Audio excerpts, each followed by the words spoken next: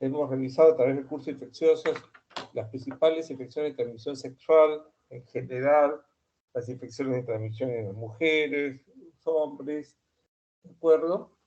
Pero aquí vamos a enfocar una forma, o sea, mejor dicho, vamos a ver una forma de enfoque que se llama manejo sindrómico. Muchas veces para países pobres o países de pocos recursos vamos a comentarlo, pero de todas maneras es importante que conozcamos y vamos a encontrar alguna información muy interesante. Entonces, empezamos, vamos a grabar, primero empezar. Ahí está la grabación, ¿no? Ya está la grabación. Entonces,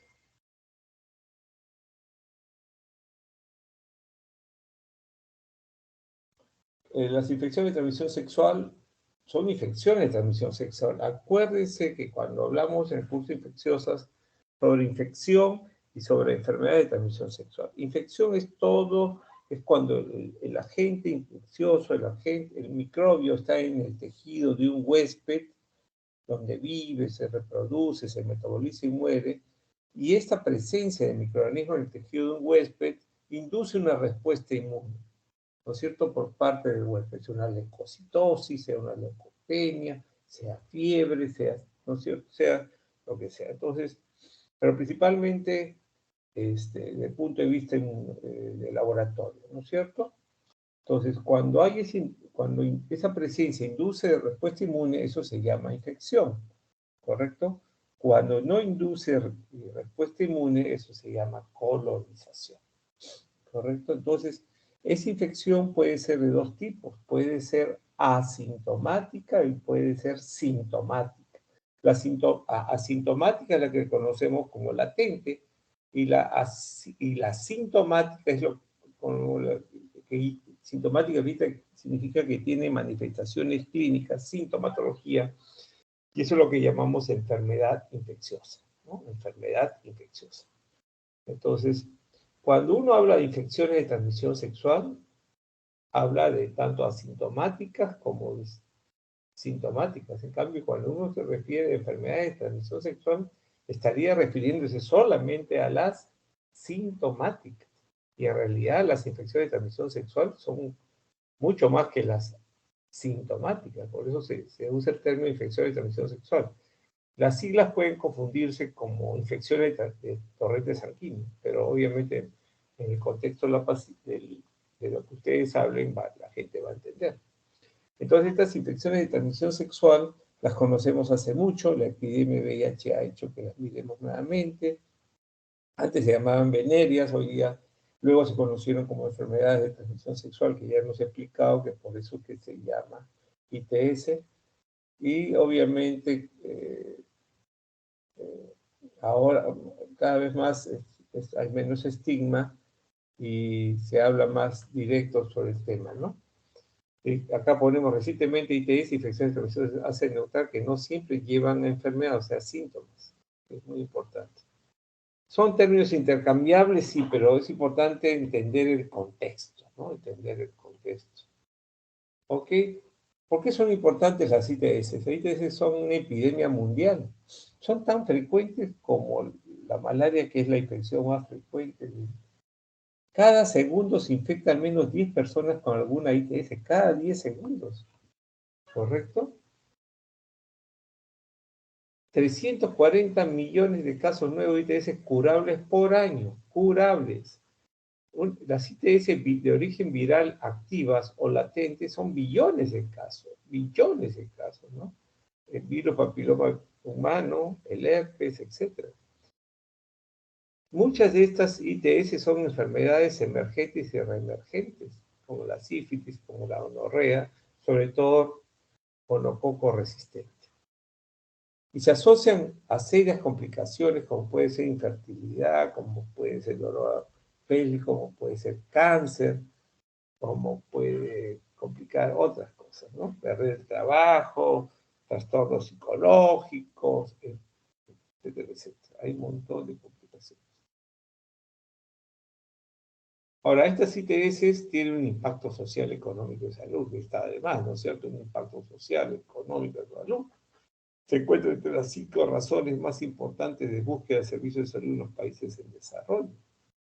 Y una ITS es la segunda causa de pérdida de años de vida saludable en mujeres de 15 a 45 años después de la mortalidad materna.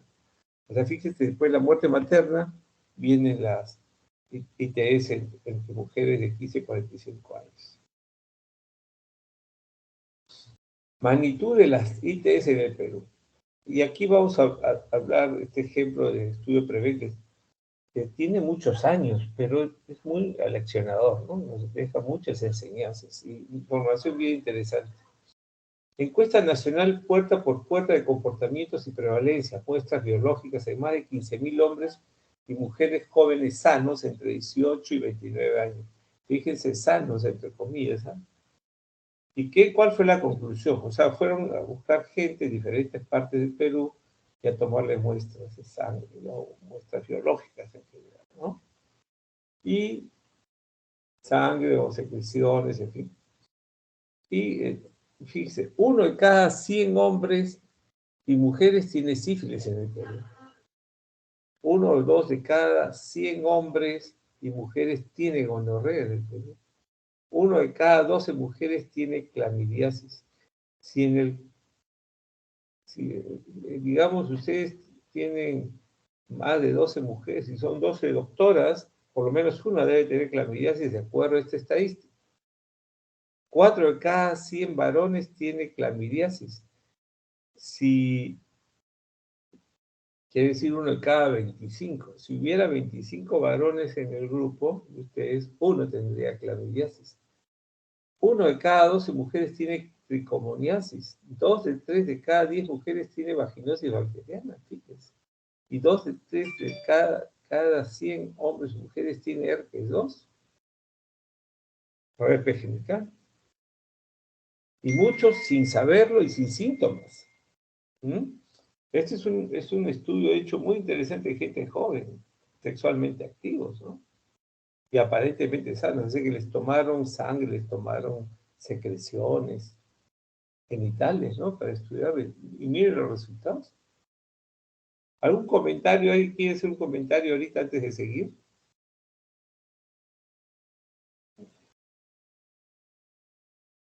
De paso que, como lista, ¿alguien quiere comentar algo? Cerramos la lista, 34. ¿Quién es el que ha faltado? Delgada.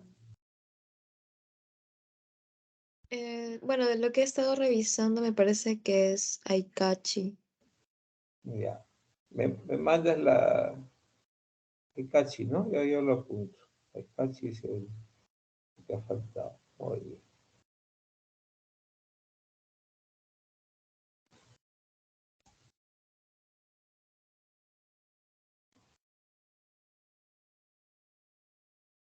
La existencia infecciosas, terapéutica médica.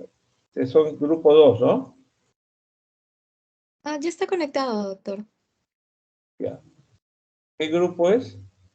Son grupo B, ¿no? Grupo B, grupo 2, ¿cómo se denomina? Grupo B, segundo grupo, doctor. Ya, hoy día estamos 11, 10. Aikachi, ¿estás conectado? Doctor, buenas tardes, doctor. ¿Por qué has llegado tarde? ¿Ah? Doctor, no hay buena señal por acá. Bueno, señor, no hay excusa, ¿no? Ok, listo, entonces ya tenemos la casa llena. ¿Algún comentario de estos datos estadísticos? Está en la edad entre ustedes, la mayoría, ¿no? Ustedes están entre 18 y 29 años, ¿no? ¿No, delegada? Sí, doctor, estamos en ese grupo. Podríamos extrapolar esta información para que ustedes lo analicen, ¿de acuerdo? Ok. Entonces, fíjense que las ITS son un iceberg, solamente vemos la punta y no vemos qué hay por debajo del mar. Vean también que obviamente el hombre, digamos, el hombre es más sintomático, se ve más que la mujer, es más visible, porque sus órganos genitales externos, los genitales están más expuestos. En cambio, en la mujer es menos sintomática, es más asintomática que el hombre, ¿no es cierto? Es más difícil verla, ¿no? Tenga también ese dato, la sospecha. Ok, miren estudios rurales en Perú. Por ejemplo, la doctora García, que fue ministra de Salud, hizo su estudio de ITS en áreas rurales en el Perú y cogió selva y sierra, ¿no? Entonces trabajó estudiando triponema pallium, tricomonas vaginales, cervicitis y vaginosis bacteriana. Y miren, quizás las predominantes en todo el Perú, sierra, y esto era en club de madres, de mujeres teóricamente monógamas, podría ser ellas monógamas, pero el marido no, las parejas convivientes no. Y vean cuán frecuente vaginosis bacteriana, cervicitis, ¿no? Tricomonas vaginales, y no tan alta, en algunas partes no muy frecuentes se pone a pálido sífilis, ¿no? Pero sobre todo vaginosis bacteriana, ¿no? Vaginitis bacteriana, ¿no? ¿Ok? ¿Es vaginitis bacteriana o vaginosis bacteriana? ¿Qué recuerdan? ¿Ah?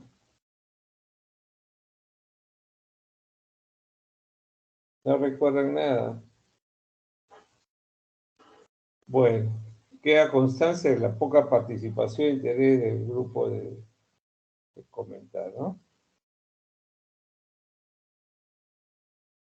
Vaginosis, doctor. ¿Ah? ¿Es vaginosis? ¿Quién habla? Angulo. Bueno, revisando literatura dice vaginosis, pero no seguro. ¿Y cuál es el agente más frecuente de la vaginosis? ¿Te acuerdas? Una bacteria, pero no. La Gardnerella vaginal, ¿no es cierto? Entonces, fíjense qué importantes son estas patologías, por lo menos en áreas rurales, ¿no? ¿Cómo serán en las urbanas?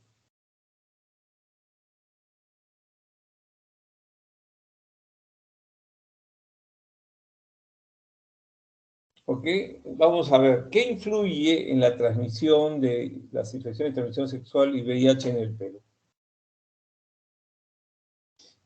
Factores de comportamiento, o sea,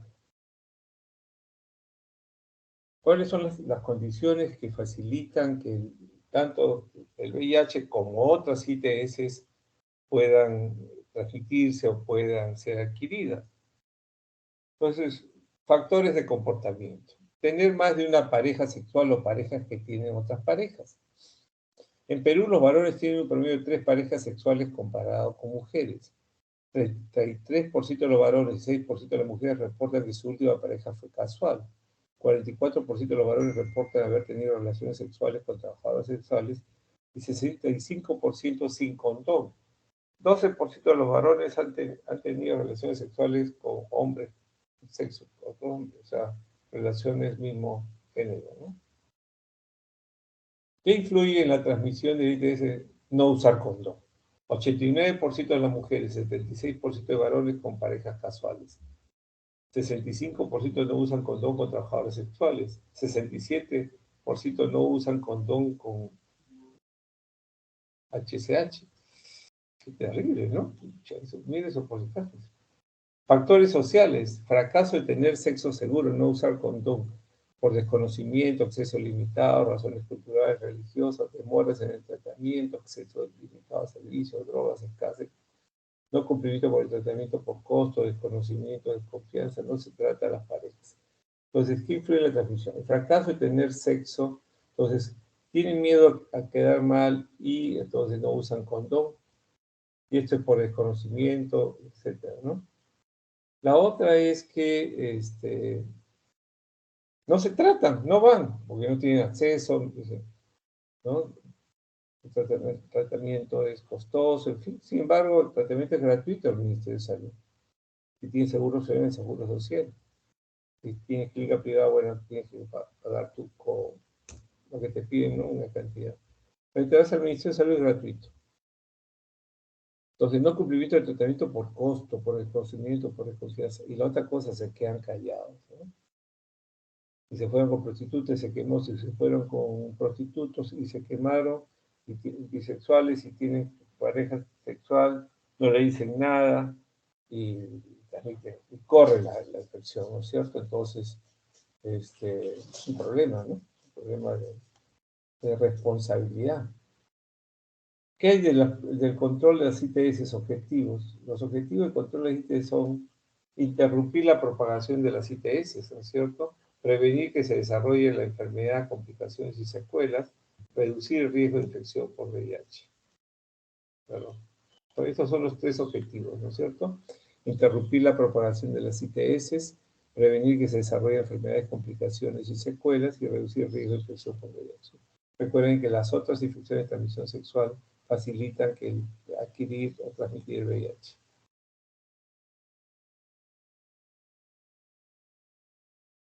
Estas son las estrategias para la reducción de la ITS y el VIH. La tasa de propagación de ITS y VIH, el famoso RO que se habló para COVID, por ejemplo, ¿no? Es para ver cómo se propagan las ITS y las VIH. Entonces es una fórmula B por C por D, y el B significa la eficiencia de la transmisión del agente que estamos discutiendo. La C significa la tasa de recambio de parejas sexuales, es decir, el comportamiento de la persona. Y la característica del bicho significa la duración de la infecciosidad. ¿Cuánto tiempo puede infectar, ¿no? ¿Cuánto tiempo puede infectar, ¿no? O infecta a la persona, el bicho. ¿No es cierto? Porque COVID se decía, COVID podría decir que infectamos los 3 primeros días, los primeros 5 días, ¿no es cierto? Y la tasa, ¿correcto?, de contacto con personas, podríamos poner, y la eficiencia de error podría ser 1, podría ser 2. Entonces, lo más peligroso es que sea un RO mayor de 1, ¿no? Es lo más peligroso. Menor de 1, tranquilo, pero cuando es de 1 más, 1, bueno, pero más de 1 sí es un problema. Entonces, caracho, ¿qué está retrocediendo? ¿Qué pasó?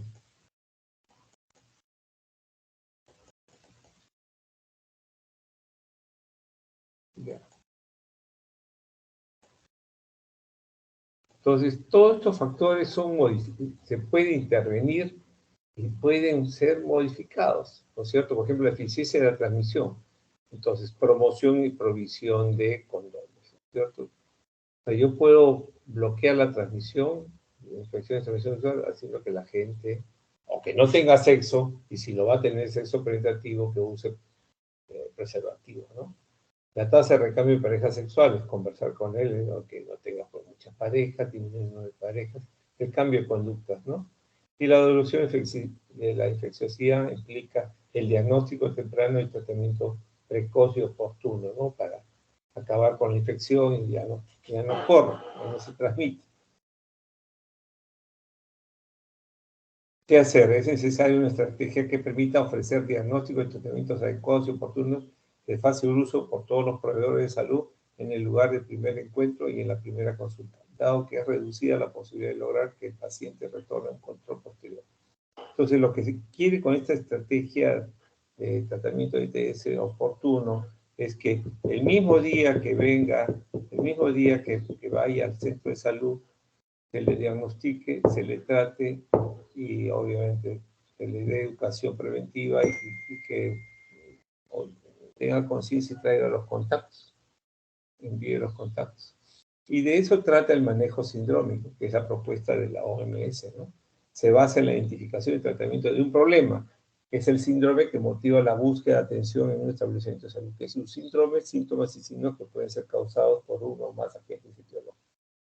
Busca ofrecer diagnósticos y tratamientos adecuados y oportunos de fácil uso por todos los proveedores de salud en el lugar del primer encuentro, haciendo uso de los recursos del laboratorio cuando están disponibles, pero sin condicionar ni retardar la decisión terapéutica. Si está en un centro de salud viene un paciente con descarga uretral. Entonces, si tienen laboratorio, ustedes pueden tomar las muestras, secreciones, y hacer un extendido y cultivar, ¿no es cierto? Ustedes asumen, ok, las causas más frecuentes de descarga uretral en el hombre o en la mujer son gonococo y clamidia. Entonces, si yo tengo el directo y me salen diplococos gram negativos, obviamente está hecho el diagnóstico, pero se sabe que en estas situaciones, uretritis purulenta, el 60% son gonococo y 40% son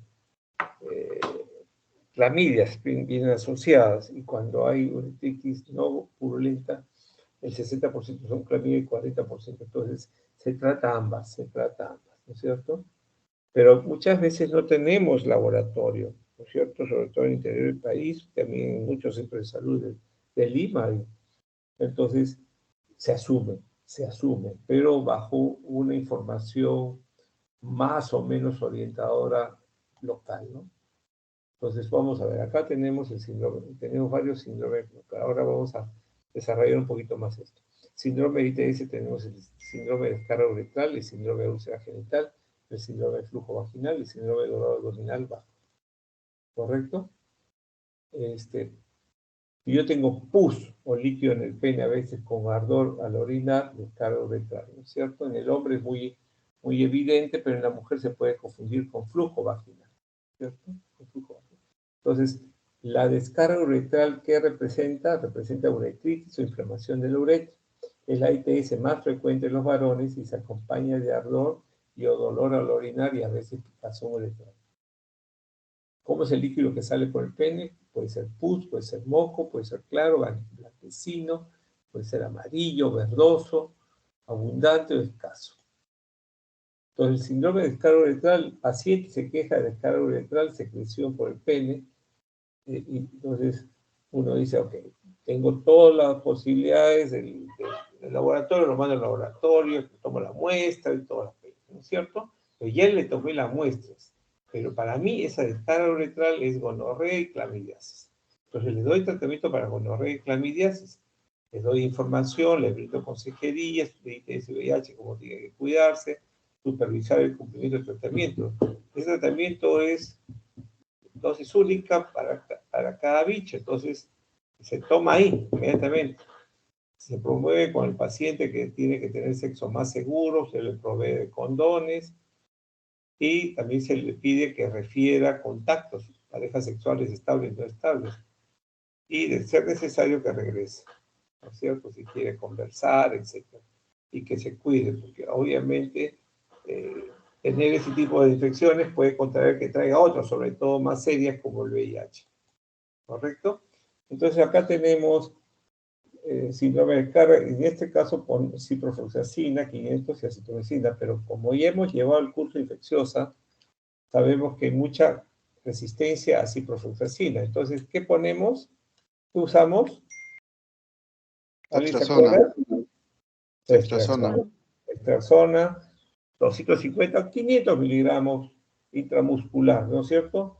Más acitromicina, 1 gramo vía oral en dosis única. Siempre preguntar si es alérgico a los beta-lactámicos, ¿no es cierto? Si no tenemos acitromicina 1 gramo, tendremos que dar doxiciclina, pero ya el tratamiento no es de un solo día, sino tendríamos que darle 7 días, 100 cada dosis.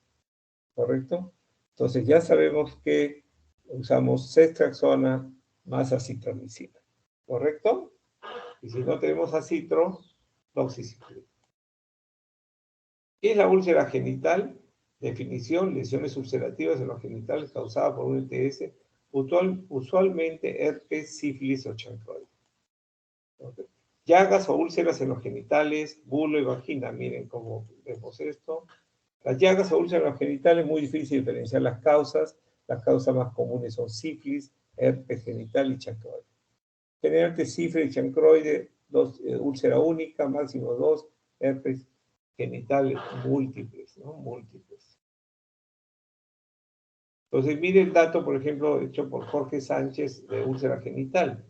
Se sabe que el 43% de las úlceras genitales son por herpes tipo 2. Y tenemos chancroide y sífilis, que hacen que más del 50%, un 55%, tengamos identificadas las úlceras genitales en el Perú. Entonces, ¿cómo se maneja esto? Estas son las vesículas del herpes genital. Miren cómo se ven, ¿no es cierto? Miren cómo se ven y obviamente son dolorosas, ¿no? Dolorosas. En sífilis puede ser múltiple, pero es muy raro, generalmente es único, máximo, dos. El chancro, ¿no? Famoso chancro. Y este es las úlceras de chancroide. Son muy parecidas, muy parecidas. Entonces también muchas veces no se puede diferenciar. Entonces el paciente viene a consulta por úlcera genital. Obviamente las causas, recuerden que hemos dicho infecciosas, no infecciosas. Pero de acuerdo a la historia clínica, si ha habido exposición sexual, lo primero que deben pensar es en úlcera genital, ¿cierto? Entonces, ¿se objetiva presencia de vesículas agrupadas? Sí, probablemente diagnóstico de herpes genital. Tomar prueba de sífilis por si acaso y también tomarle prueba de VIH. Igualito en descarga uretral hay que tomarle prueba de sífilis y tomar prueba de descarga de VIH y hacerle el seguimiento. Da tratamiento para sífilis y el resultado es reactivo.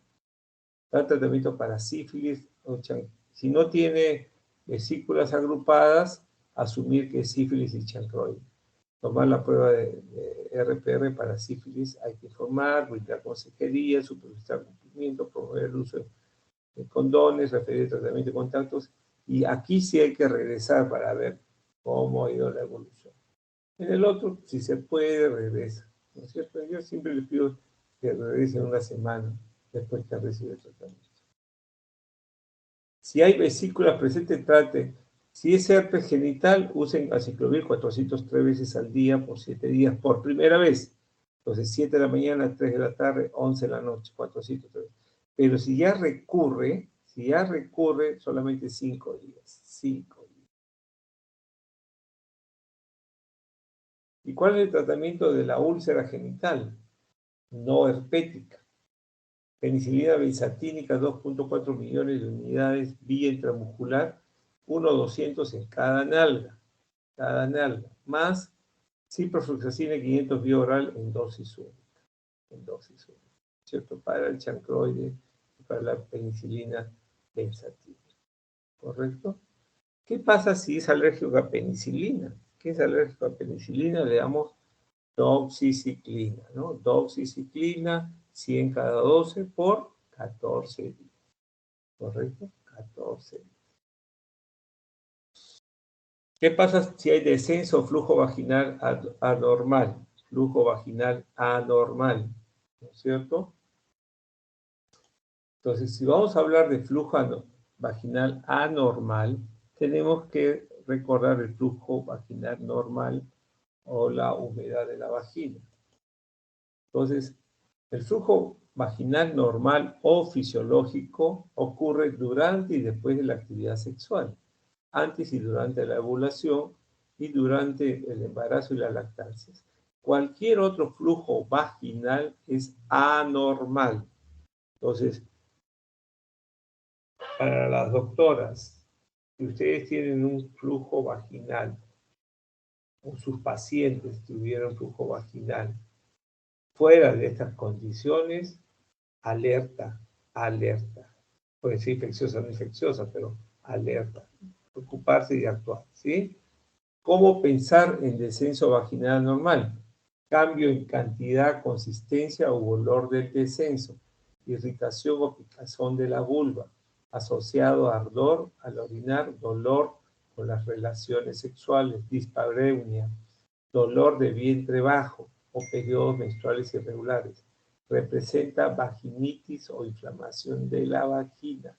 No todas son ITS, pero se pueden acompañar de una ITS. A veces puede ser la forma como se presenta una infección del útero, o sea, una endometritis, ¿no? Como gonorrea, clamidia y Mira el trabajo de Pablo Campos sobre mujeres con flujo vaginal en el primer nivel de atención en Lima, ¿no? Buscaron y chequearon infecciones cervicales e infecciones vaginales. Para gonorrea y aquí El clamidia trachomatis fue muy importante. Gonorrea en las mujeres, no mucho, en cervical. Pero en la vagina, ¿qué vas a encontrar? Miren, infección vaginal, 46%, casi 47%. ¿Y qué es lo que predomina? Vaginosis bacteriana. Vaginosis bacteriana, ¿no? Es lo que más tienen nuestros pobladores. El tratamiento para la vaginitis, tenemos metronidazol 2 gramos, 4 tabletas juntas, en dosis única, ¿no es cierto? En dosis única. Pero podemos tomar 2 pastillitas cada 12 horas, o vamos tomando una por una hasta cada 15 minutos, completamos las 4 tabletas. Si hay prurito adicional, si hay prurito vaginal, hay que adicionar clotrimazol, que es antifúngico, 500 miligramos en tableta vaginal, dosis única equivalente. O se usa fluconazol, 150 o 200 miligramos generalmente, dosis única, ¿no? Y este esquema es para tratamiento de vaginosis bacteriana, para tricomoniasis y para cándida. Hay que tener mucho cuidado que la cándida sea sensible al fluconazol, porque si es resistente no funciona. Ahora, este tratamiento es para mujeres que no han tenido relaciones sexuales, porque si ya han tenido relaciones sexuales, hay que agregarle tratamiento para gonorrea y tratamiento para clamidias, ¿de acuerdo? Para clamidias. Entonces, este esquema, entonces le agregaríamos ¿qué cosa? Testraxona con acitromicina, ¿no? ¿Correcto?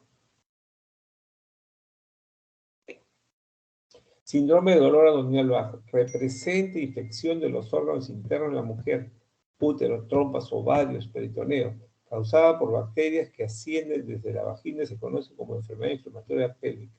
La enfermedad inflamatoria pélvica es muy seria, puede causar peritonitis, abscesos abdominales, sepsis y muerte. Y las complicaciones asociadas a cicatrices, embarazos ectópicos, infertilidad. La enfermedad inflamatoria pélvica puede ser causada por gonorrea, clamidia y sobrecrecimiento de bacterias anaeróbicas. Entonces, si ustedes están en salud, si ustedes están en un centro de salud, ese tipo de patología la derivan al hospital, porque puede terminar o requerir cirugía. Pues síntomas de enfermedad inflamatoria pélvica, dolor abdominal bajo, descenso en flujo vaginal normal, fiebre, trastornos menstruales, dolor con las relaciones sexuales. Y eso necesita hospitalización y manejo antibiótico endovenoso, ¿cierto? Entonces, tengo una paciente, mujer con queja de dolor abdominal bajo. Se evalúa el examen ginecológico con espéculo y bimanual. La pregunta ¿es la paciente gestante o puérpera con aborto o con retraso menstrual o sangrado vaginal no menstrual o tiene rebote o abdomen en tabla o masa anexial? Sí, va al hospital, ¿ok? Si no, tiene temperatura mayor de 38 o dolor a la movilización del cervix o el descenso vaginal, no. Si persiste el dolor, reevaluar en 48 o 72 horas. Si tiene fiebre, dar tratamiento para EPI, informar y todo lo que se menciona. No.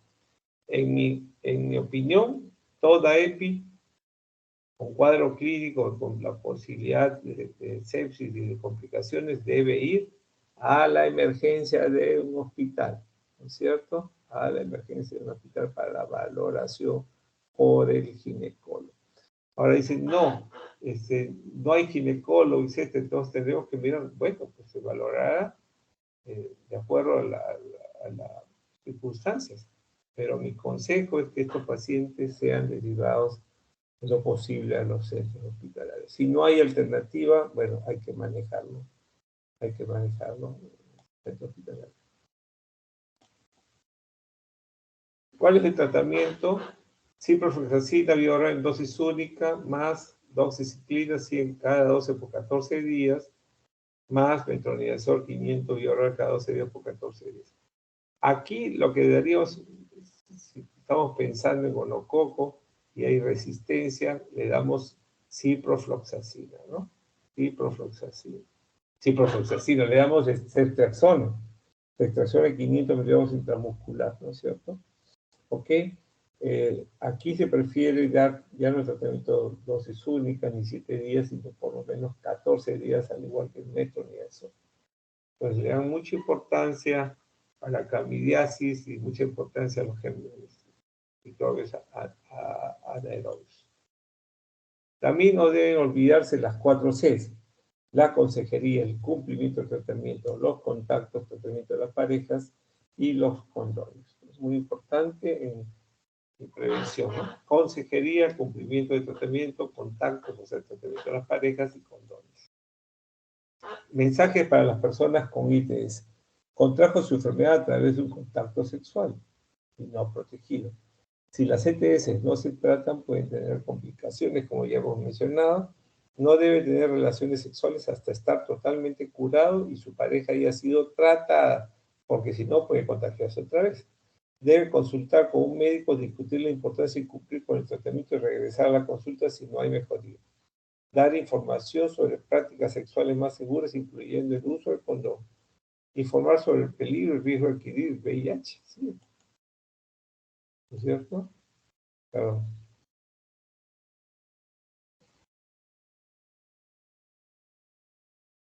Importancia de encontrar los contactos, o sea, buscar las parejas sexuales. El riesgo de contagiarse otra vez por la misma pareja que puede tener la enfermedad sin saberlo.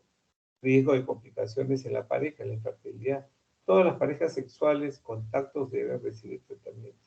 Tenemos que tener la responsabilidad que si tenemos, obviamente tenemos que buscar nuestra fuente de contagio, y si hemos tenido además de la fuente de contagio alguna pareja estable, le hemos contagiado, hay que decirla y hay que tratarla por lo que estamos mencionando. Prevención en las ITS. Cada uno elige su opción: abstinencia sexual, retraso al inicio de relaciones sexuales, ser mutuamente fieles, ¿no? O usar condón en todas las relaciones sexuales, especialmente con parejas casuales. Se debe promover el uso del condón como forma de prevención de la ITS y el SIDA. 2 puntos importantísimos son: usarlo siempre que se tengan relaciones sexuales y hacerlo correctamente. En el caso del condón masculino, se coloca en erección y se retira en erección, ¿correcto? Y fuera de la vagina, ¿no es cierto? Nunca después de la eyaculación debe quedar el pene dentro, y con condón, porque la eyaculación, el semen, se puede escapar y comienzan los problemas, ¿no es cierto? Hasta embarazo. Entonces, este es un resumen de una forma de enfocar las infecciones de transmisión sexual y ponerlas en práctica para nuestro CERU, para nuestro internado, ¿no es cierto? Y vamos a zonas lejanas, pero siempre piensen que tenemos que buscar el agente infeccioso siempre. Pero si no hay laboratorio, asumamos. ¿De acuerdo? Ok. ¿Preguntas? ¿Preguntas? Doctor, buenas Delegada, tardes. ¿una pregunta? Doctor, buenas tardes. Pero mi compañera estaba justo hablando. A ver, ¿quién quiere preguntar? Arias, doctor, buenas tardes. A ver, Arias, dígame, Arias. Sí, mencionó en el tratamiento de gonorrea o clamidia, uno de los medicamentos era acitromicina o se podía reemplazar por doxiciclina. En el caso de la EPI mencionó la doxiciclina. ¿Se puede hacer ese mismo recambio? O sea, en vez de doxiciclina... Es que tienen que darse tratamientos más largos, por eso que se da, son tratamientos más largos para el caso de la enfermedad inflamatoria pélvica. Si fuera dosis única o 7 días, perfecto, pero no, se dan 14 días, entonces no podemos dar 14 días así domicilio. Mucho. Por eso se va con doxiciclina. ¿Ya? Ahí sí no hay Lo que sí se puede usar es extracciones para gonococo resistente, ¿no? ¿Ok? Pero no. Son 14 Gracias. días. Son 14 días. Otra pregunta, por favor. Doctor, usted mencionó que muchas de estas ITS son asintomáticas. En este caso, igual es necesario tratarlo, ¿no? Así sea asintomático, a todos los contactos así no presentan ningún síntoma y todo eso, ¿verdad? Por ejemplo, si tú tienes sífilis y la sífilis no te hace, pero sabes que está activa, si tú no la tratas en 15, 20 años, puede ser que tengas neurosífilis, ¿no? Y si eres VIH, en 2 años tengas que dar sífilis. ¿No es cierto? Es decir, si tú tienes VIH y es asintomático, tienes que tratarlo. ¿No es cierto? Porque si no el VIH asintomático sin tratamiento se vuelve sintomático. ¿No? ¿Estamos de acuerdo? Y dependiendo de la variedad de clamidia que tengas, ¿te acuerdas que se habló de clamidiasis, que puede producir la infección de transmisión sexual, que puede producir tracoma y que puede producir otras cepas, linfogranulomas, ¿no es cierto? Imaginemos que tiene linfogranuloma anorrectal y no lo tratas, puede producir tal inflamación como una estrechez anal, entonces le complicas la vida al paciente. Tienen que operarlo, crearle una boca, ¿no? Porque obviamente está obstruido, y trata una estenosis de clamidiasis, de clamidia, terrible. Entonces sí, muchas veces la latente, por eso hay que buscar, y si vamos a buscar, vamos a tratar, ese es el asunto. ¿Ya?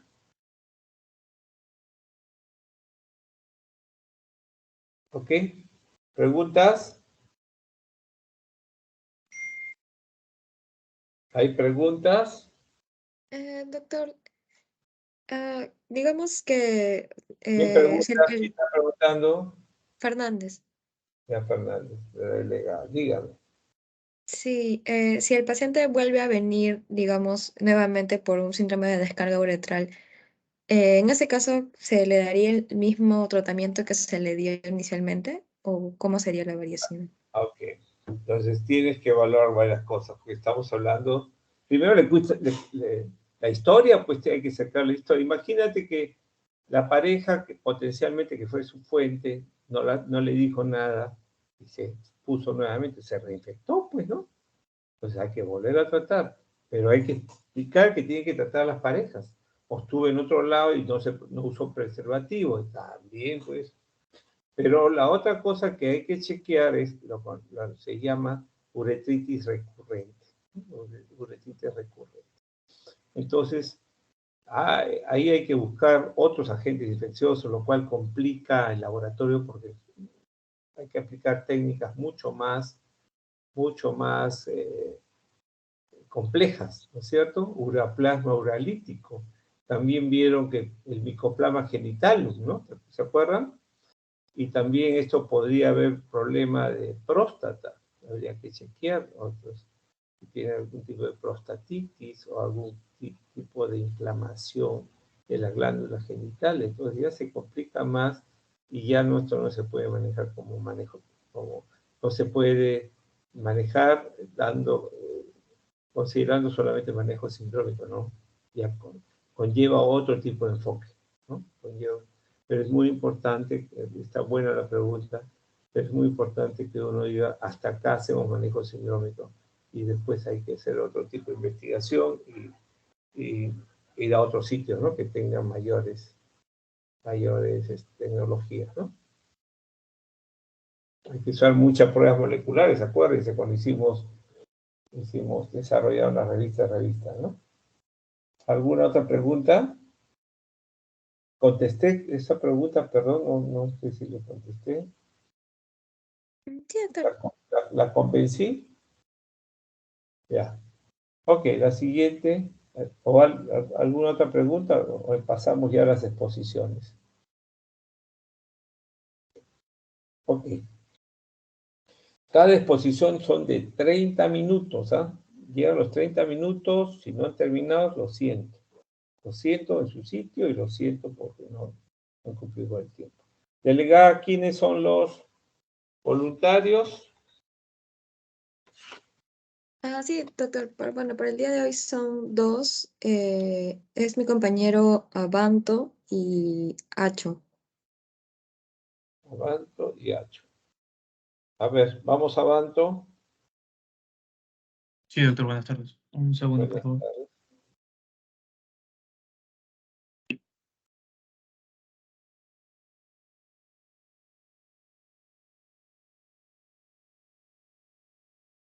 Sí, de verdad. Ya, vamos. Ya, buenas tardes, doctor, compañeros. Bueno, el primer seminario acerca de este artículo lleva como título Farmacología clínica de los antibióticos, ¿no? Bueno, yo soy Renzo Abando. Bueno, nosotros sabemos, ¿no?, que existen diferentes antibióticos y cada uno va a actuar de manera diferente, ¿no? Unos van a actuar a la pared celular, otros a la síntesis de ADN, otros a los ribosomas, etcétera, ¿no? Más adelante hay una imagen explicando un poco eso.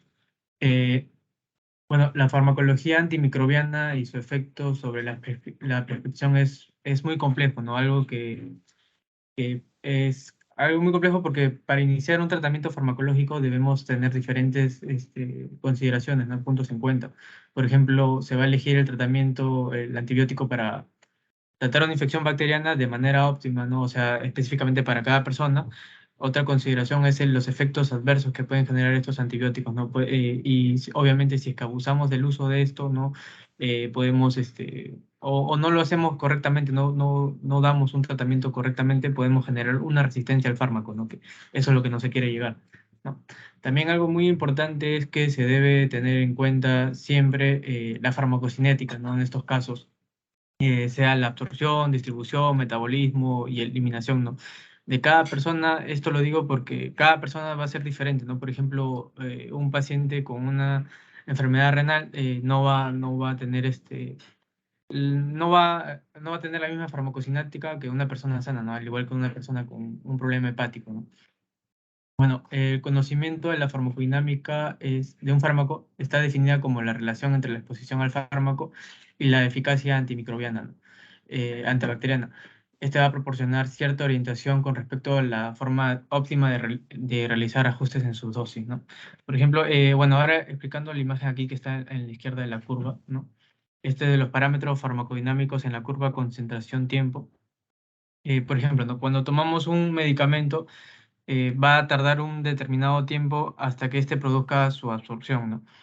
Se puede observar o medir esto a nivel sérico, cómo se está absorbiendo determinadas concentraciones del fármaco, ¿no? Por ejemplo, en el tiempo cero, ¿no? Obviamente no hay ninguna concentración de fármaco, ¿no? Pero mientras más pasa el tiempo, la concentración va subiendo, ¿no? Eh, por ejemplo, bueno, esto vendría a ser la absorción del medicamento, también va a aumentar, ¿no? O sea, aumenta la concentración o aumenta la absorción del fármaco, ¿no? Hasta llegar a su concentración máxima, que vendría a ser el pico, representado con el pico, ¿no? Y esto está relacionado también al tiempo máximo del fármaco, ¿no? Bueno, obviamente cada fármaco va a actuar de manera diferente, va a tener el tiempo va a ser diferente en alcanzar su pico máximo, ¿no? Bueno, todo lo que está relacionado a la izquierda vendría a ser la absorción y lo que está a la derecha vendría a ser ya la excreción del fármaco, ¿no? También es muy importante tener en cuenta el MIC, que vendría a ser la concentración mínima inhibitoria, que por decirlo así de esta manera, ¿no? O sea, cuando llega a este punto MIC, de aquí es donde empieza a haber ser eficaz o cierta inhibición del fármaco contra el bicho, como lo llama usted, ¿no? Bueno, o sea, comienza aquí, abajo de esto, debajo del MIC, no hay ningún efecto, ¿no? Va a llegar, sube la curva, llega a su pico, pasa la parte de la excreción, llega a otro punto del MIC, y por debajo de esto ya no va a haber no va a haber eficacia de esto, ¿no? Bueno, se van a tener tres tipos de antibióticos, los dependientes del tiempo, ¿no? Que por ejemplo tenemos aquí los betalactámicos. En estos casos es muy importante optimizar la relación de tiempo con el MIC y se va a ajustar las dosis. De acuerdo, se tiene que priorizar disminuir las dosis y mantener la frecuencia de la dosificación, ¿no? Por ejemplo, en infusiones prolongadas, ¿no? Estos van a tener actividad bactericida lenta y va a tener un corto o nulo efecto postantibiótico. Los dependientes de la concentración, aquí por ejemplo tenemos los aminoglucósidos. Se va a tratar de optimizar la relación del pico máximo con el MIC, ¿no? Y para realizar ajuste en las dosis se prioriza mantener las dosis y prolongar también el tiempo de dosificación, ¿no? Esto va a ser bactericida y va a tener un efecto prolongado post-antibiótico, ¿no? Y tenemos el área bajo la curva que vendrían a ser los mixtos, ¿no? Es una mezcla de los dos anteriores, ¿no? Y en estos casos estos antibióticos van a necesitar dosis de carga para llegar a sus concentraciones máximas, ¿no? Bueno, aquí tenemos los medicamentos, ¿no? Para dependiendo del tipo, ¿no? Dependientes del tiempo, dependientes de concentración o los mixtos, ¿no? Tenemos, como mencionaba, los betalactámicos y también la vancomicina van a estar como dependientes de tiempo, ¿no? Dependientes de concentración están los aminoglucósidos, la daptomicina, fluoroquinolonas, ¿no? Etcétera. Y en los mixtos tenemos el linezolid, ¿no? Bueno, aquí también podemos ver lo mismo. Eso es lo que le mencionaba de cómo va a actuar cada fármaco en diferente parte de la bacteria, ¿no? Del microorganismo. Por ejemplo, en la síntesis, inhibir la síntesis de la célula de la pared, están los beta-lactámicos, la vancomicina, ¿no? Los lipoglicopéptidos también. Tenemos inhibidores del ADN, ¿no? Como la fluoroquinolonas, ¿no? También los inhibidores de la síntesis de folato, el sulfametoxazol, ¿no? Y bueno, inhibidores de la síntesis de proteína, la subunidad ribosomal 30S, los aminoglucósidos también, ¿no? Bueno, entre otros. ¿Puedes Bueno, retroceder el anterior? ¿Puedes retroceder un ratito? ¿está? El anterior. Entonces, lo que son dependientes de tiempo son betalactámicos y vancomicina. Lo que son concentración dependiente tienen aminoglicósidos, daptomicina, fluoroquinolonas, metronidazol, citromicina, bueno, que todo liderando ahí. Y estos son los bacteriostáticos dependientes de concentración del tiempo con efectos postantibióticos importantes. Bueno, estos son básicamente, si ustedes se dan cuenta, estos son antibióticos que son para intracelulares, ¿no? La eritromicina, clindamicina, eritromicina, linezolid, tetraciclina, generalmente todos esos son para intracelulares. Y aquí falta el grupo de área bajo la curva, ¿no? El área bajo la curva, que son básicamente con dosis de carga. Entonces, vancomicina es un área bajo la curva, por ejemplo, más para los antibióticos, dependiendo de la concentración, la cantidad que utilicemos, van a ser tiempo dependientes, concentración dependiente y área bajo la curva. Y los áreas bajo la curva, que son los que necesitan dosis de carga, tenemos vancomicina y colistina, ¿no es cierto? Recuerden que los tiempos dependientes son infusiones prolongadas, ¿no? Extendidas, 3, 4 horas. Las dependientes de concentración o concentración dependientes son en bolo, ¿no? Se junta toda la dosis 24 horas y se infunde. Y el área bajo la curva se da dosis de carga y luego mantenimiento. ¿Okay? Esas son las 3 formas de administrar. Digamos. Ya, doctor. Bueno, ahora hablando de los betalactámicos, ¿no? Estos son fármacos dependientes de tiempo, como mencionaba al inicio, ¿no? Y bueno, esto, a pesar del aumento de la resistencia a los microbianos, las penicilinas continúan desempeñando un papel valioso en la terapia antibiótica, ¿no? Como menciona el artículo. Tenemos en primer lugar aquí las penicilinas, que van a tener un tiempo de vida media de media hora o una hora y media más o menos, ¿no? También tenemos las cefalosporinas y carbapenem, que los tres se caracterizan por tener el anillo beta-lactámico, ¿no? Bueno, esta su función va a ser inhibir la síntesis de peptidoglicanos, ¿no? En la pared celular de estos, ¿no? Bueno, los betalactámicos no se han ajustado adecuadamente, pero pueden ocurrir alteraciones del sistema nervioso central, como confusión, mioclonías y convulsiones también, ¿no? Bueno, en las penicilinas te encontramos la penicilina G sódica, la carbanicilina, la picarcilina y la ampicilina, se han asociado con un deterioro de agregación plaquetaria, ¿no? Como sus efectos adversos también tenerlos en cuenta. Tenemos también la cefalosporina, ¿no? Esto se da como la cefalosporina de primera generación es el tratamiento de bacteriemias relacionadas con catéteres debidos a estafilococos aureus sensibles a meticilina, ¿no? En estos casos se usa, ¿no? Y los que son de tercera y cuarta generación están más específicamente relacionados para atacar a bacterias gram negativas, ¿no? Y los carbapenem van a tener un espectro más amplio en actividad, incluida en la actividad contra contra organismos, contra gram negativos, por ejemplo, también, ¿no? Su espectro va a estar más amplio, ¿no? Va a tener una actividad mucho más amplia, como menciono. Estos carbapenem son generalmente bien tolerados, aunque van a tener efectos adversos comunes, como pueden ser complicaciones en el sitio de la infusión mismo, pueden haber casos de diarrea, náuseas, vómitos, ¿no? Y bueno, la estrategia para maximizar la eficacia suele ser el empleo de infusiones intravenosas intermitentes, ¿no? En estos casos. Bueno, aquí tenemos la tabla que tenía de los betalactámicos, ¿no? Con espectro de actividad antibiótica, ¿no? Más o menos para ir recordando un poco el antibiótico, en qué microorganismos va a actuar y en qué enfermedades también va a tratar, ¿no? Por ejemplo, la penicilina, para hacerlo rápido, ¿no? Por ejemplo, estreptococos hemolíticos, ¿no? Va a tener una excelente actividad, que significan las 3 cruces, para estreptococos hemolíticos, ¿no? Pero no va a tener actividad para gran negativo, ¿no? Puede ser usado para faringitis, endocarditis, ¿no? Entre otros. Por ejemplo, también podemos ver aquí esto de aquí, ¿no? Las aminopenicilinas con inhibidores de la beta-lactamasa, ¿no? Por ejemplo, puede ser con una amoxicilina más ácido clavulanto, ¿no? Ampicilina y sulbactam. Puede ser utilizada también para los que están aquí de aminopenicilinas, ¿no? Enterococcus fecalis, Listeria monocytogenes. Y también puede servir como, tiene una buena actividad contra los estafilococos aureus susceptibles o sensibles a meticilina, ¿no? Bueno, igual tenemos aquí que van a actuar en neumonías adquiridas en la comunidad, ¿no? Entre otros. Bueno, igual aquí están las cefalosporinas de primera generación, la de segunda y, bueno, la de tercera generación también aquí arriba, ¿no? Y igual las cefalosporinas antipseudomonales, ¿no? También. Bueno, los glicopéptidos, en este caso la vancomicina, es un antibiótico glicopéptido con actividad contra la mayoría de las gram positivas, ¿no? Va a inhibir la síntesis de la pared celular bacteriana a través de la unión, va a tener una alta afinidad a las unidades precursoras de la pared celular, ¿no? Por ejemplo, la D-alanina, ¿no?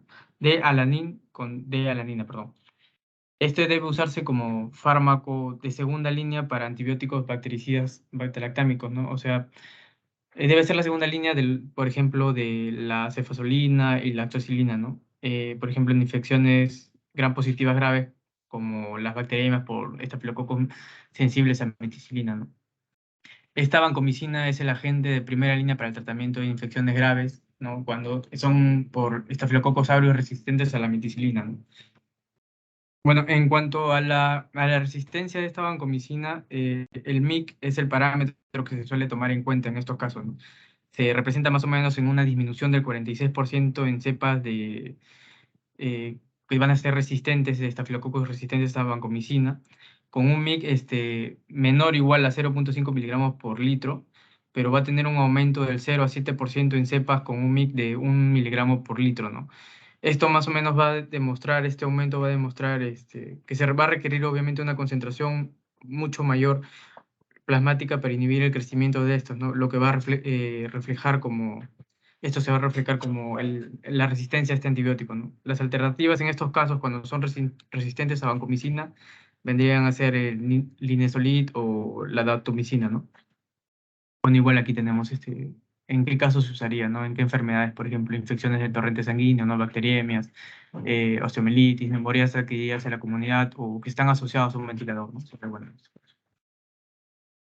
Bueno, la daptomicina tiene Pases a una... vancomicina. Antes que pases a vancomicina, recuerden que nunca utilicen vancomicina en infecciones por estafilococo aureus o facilinos sensibles. Solamente para estafilococo aureus facilino resistente o MARSA. Pero nunca, si ustedes lo usan en sensibles, 40% de mortalidad los pacientes. ¿Ya? Nunca se olviden eso. Sigue. Ya. En este caso, los lipopéptidos, la daptomicina, tiene una actividad bactericida dependiente de la concentración contra una gran variedad de bacterias gram positivas a través de la despolarización de las membranas celulares bacterianas, ¿no? Esto va a causar una pérdida potencial de membrana y posteriormente una muerte celular de estas, ¿no? Bueno, la daptomicina está altamente unida a proteínas con bajo volumen de distribución, lo que va a servir para que este fármaco sea un buen o ideal para el tratamiento de infecciones en el torrente sanguíneo, ¿no? Las bacteriemias. Bueno, esto hay que tener en cuenta que en esta daptomicina, este fármaco, va a ser inactivada por el surfactante pulmonar, ¿no? Hay que tener en cuenta esto, ¿no? En caso de neumonía, no usarlo, ¿no? Bueno, el tiempo de vida media de este fármaco es de 8 horas, ¿no? Pero se puede prolongar hasta 30 horas en pacientes que reciben hemodiálisis, ¿no? Con enfermedad renal crónica, ¿no? Bueno, sí, y se ha asociado con un mayor riesgo de toxicidad en el músculo esquelético por el uso de daptomicina, ¿no? Bueno, aquí tenemos que va a tener un espectro de actividad con los gram positivos, más, por ejemplo, los enterococos resistentes a la vancomicina, los estafilococos aureus intermedios con vancomicina y los que son resistentes a vancomicina, ¿no? Se puede utilizar, ¿no? Y bueno, se puede usar también, como mencionaba, que va a estar altamente unida a proteínas con bajo volumen de distribución, se puede utilizar en infecciones del torrente sanguíneo. Bueno, esta oxazidolona está dirigida al sitio P de la subunidad ribosomal 50S, ¿no? Son bacteriostáticos y van a bloquear la síntesis de proteínas bacterianas, ¿no? Estos fármacos no requieren un ajuste de dosis para la disfunción renal, ya que la mayoría de estos fármacos se someten a un aclaramiento no renal, ¿no? En este caso tenemos que el linezolid va a tener una eficacia que va a depender del tiempo que el antibiótico permanece con una concentración mayor al MIC, ¿no? Y un área bajo la curva, ¿no? También relacionado con el MIC por 24 horas de concentración, ¿no? Bueno, aquí tenemos Oxazolidinona, mismo que has puesto tú en el título. Sí, me confundí, perdón. Bueno, en esta clase de antibióticos tenemos el linezolid y el tedizolid, ¿no? Y estos pueden ser usados, ¿no? Por ejemplo, para infecciones enterocócicas, ¿no? También incluidas la bacteriemia, es bueno utilizarla aquí, en este caso el linezolid, ¿no? O neumonías adquiridas en el hospital o asociadas al ventilador, también se puede usar el linezolid, ¿no? O infecciones también en la piel, bueno, en la piel, ¿no? También se puede usar el linezolid. Los lipoglicopéptidos, esto va a tener tienen el mismo mecanismo de acción que las vancomicinas, pero tiene una mayor potencia y va a tener una capacidad para dismelizarse y anclarse a la pared celular bacteriana, ¿no? A través de las cadenas laterales lipofílicas. La telavancina y la oritavancina van a interrumpir el potencial y la permeabilidad de la membrana, lo que va a provocar en estos casos es la lisis celular de la bacteria. Bueno, los lipoglicopéptidos son antibióticos bactericidas dependientes de la concentración y la eficacia antibacteriana se ha correlacionado mejor con las proporciones de la relación de concentración inhibitoria de exposición al fármaco, ¿no? Lo que se conoce como área bajo la curva, y la concentración mínima inhibitoria, ¿no? Más o menos un tercio de dalbavancina se excreta por la orina como fármaco inalterado y se recomienda una reducción de las dosis en pacientes con aclaramiento de creatinina que son menores a 30 mililitros por minuto, ¿no? Bueno, ¿en qué casos podemos usar esto? Y en los que, por ejemplo, vendrían a ser infecciones de torrente sanguíneo también, estafilococos aureus, ¿no? Que están presentes por estafilococos aureus. También puede ser neumonías adquiridas en el hospital, igual que los anteriores, ¿no? Asociadas también al ventilador, y igual de infecciones en la piel, ¿no? Como menciona este artículo. Bueno, en este caso los aminoglucósidos son bactericidas de antibióticos que ejercen su efecto a través de la inhibición de la síntesis de proteínas bacterianas, ¿no? Van a tener actividad contra muchos organismos multiresistentes, ¿no? En estos casos. Por ejemplo, eh, claro, los estudios van a señalar como parámetro predictor de efectividad cuando la relación entre la concentración máxima y la concentración mínima inhibitoria van a tener una relación de mayor de 8 a 10, de 8 a 10 más o menos a 1, ¿no? Para la gentamicina y para la tobramicina y amicacina contra microorganismos gram negativos, ¿no? En estos casos. En estos casos, tiene cierta limitación en el uso de estos por los riesgos de ototoxicidad y nefrotoxicidad que van a provocar estos fármacos, ¿no? Bueno, en estos casos igual tenemos dónde van a actuar estos antibióticos, ¿no? Por ejemplo, ¿a qué espectro de actividad va a tener, ¿no? Contra gram positivos, la micacina Enterococcus, la gentamicina contra Staphylococcus aureus sensibles a meticilina, ¿no?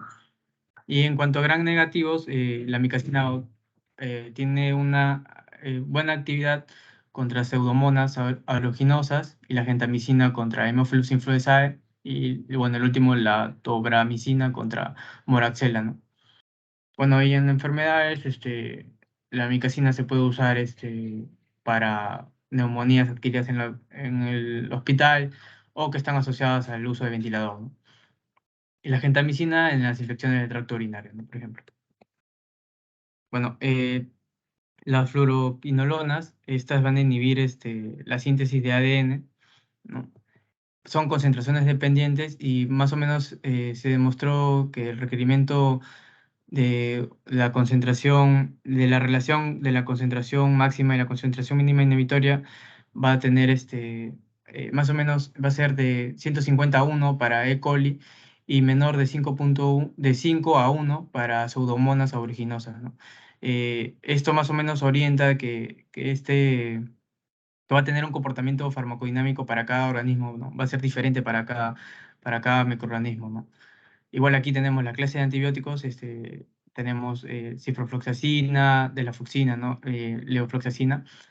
Y en estos casos, por ejemplo, para streptococos va a tener una excelente actividad, la que vendría a ser la levofloxacina, moxifloxacina y delafloxacina, ¿no? Igual en estos casos para estafilococos aureus sensibles y resistentes a meticilina va a tener una excelente actividad lo que vendría a ser la delafloxacina, ¿no?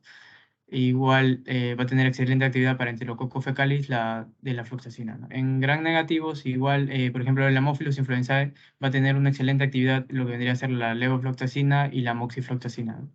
En Escherichia coli también va a tener excelente actividad. Pero Bueno, una cosita. De quinolonas, ¿qué tenemos? La cipro, la levo y la moxi han terminado para tuberculosis, ¿no? Para tuberculosis. Para micobancterios porque tienen actividad intracelular, ¿correcto? Las quinolonas también pueden servir para otros gérmenes intracelulares, sobre todo pulmonares. Existe esta de la floxacina, que es tremendamente cara, que tiene un espectro muy grande, que se utiliza sobre todo para neumonías adquiridas en la comunidad, para gérmenes, ustedes lo están viendo, ¿no? Incluso resistentes. Después, en realidad hay muy poco uso de quinolonas, ¿ya? Recuerden que las quinolonas inducen MRSA, inducen BLE, inducen enterococo vancomicina resistente, inducen infecciones por clostridium difícil. Lamentablemente se han mal utilizado, pero quinolonas, por ejemplo, sí, pero quinolonas en osteomielitis podría servir, pero no usen cipro en MRSA. Cocos gram positivos no es bueno, no son buenos ni para neumococo ni para estafilococo, ciprofloxacina, ¿de acuerdo? Cuando sea sensible para bacilos gram negativos, para algunas pseudomonas que ustedes vean, o por ejemplo cuando ustedes vean gérmenes que tienen carbapenemasas resistentes o metalobatractamasas, pero son sensibles a cipro, ahí podrían utilizar esta droga, ¿no? Y obviamente eviten utilizar quinolonas en hospitales por esta inducción de resistencia. Para intracelulares, por supuesto que sí, para algunos bacilos respiratorios como Haemophilus influenzae, Moraxella, claro que sí, pero hay que evaluar bien las quinolonas uso, ¿ya? Mucho cuidado. Y recuerden cuál sería la forma de administración: concentración dependiente es una posibilidad, o área bajo la curva, cualquiera de las dos. ¿Bien? Siga, por favor. ya. Bueno, ya para terminar, tenemos lo que vendría a ser el sulfametoxazol y trimetoperina, que ambos se conocen como el cotrimoxazol, ¿no? Que vendría a ser una sulfonamida. Por ejemplo, no el primero, el sulfametoxazol va a ser un inhibidor de la dihidroperoatosintasa, ¿no? Que es una enzima bacteriana involucrada en la producción del precursor del ácido fólico, ¿no?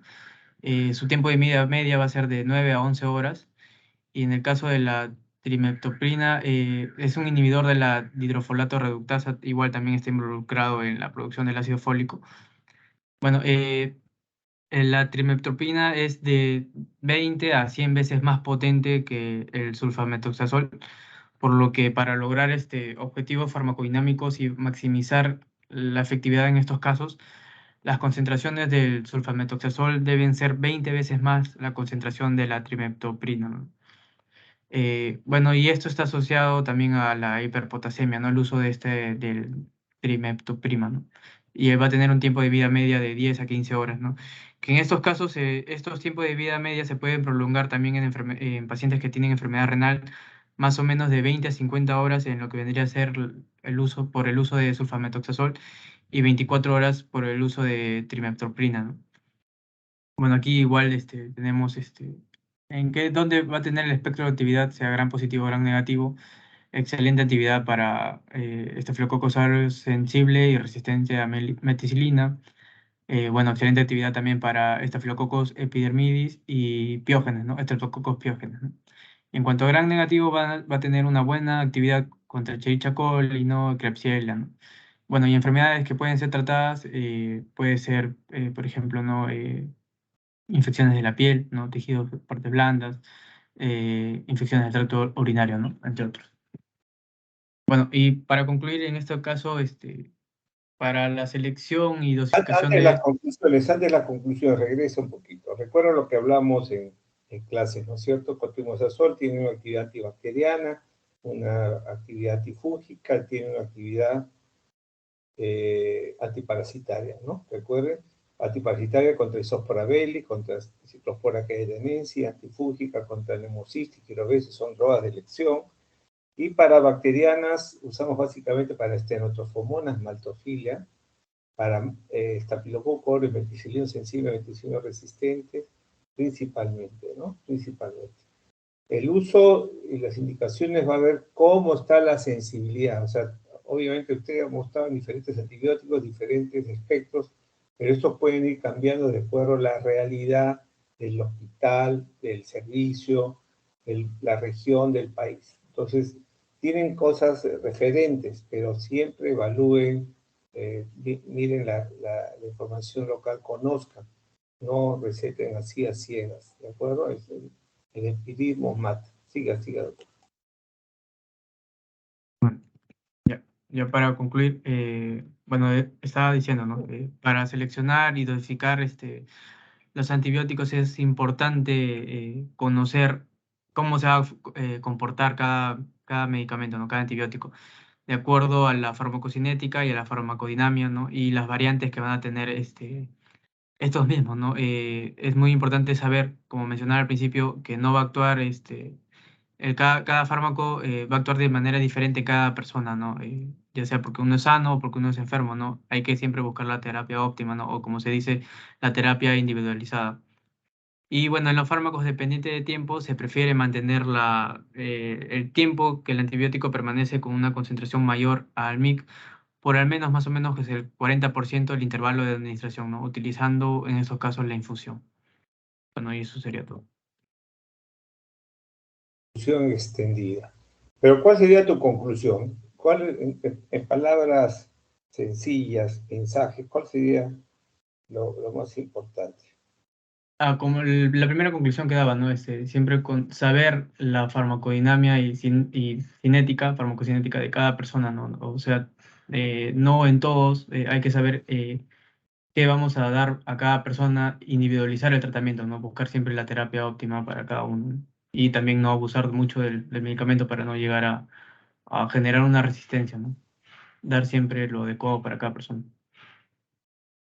Ok. ¿Algún comentario de los presentes y de los ausentes?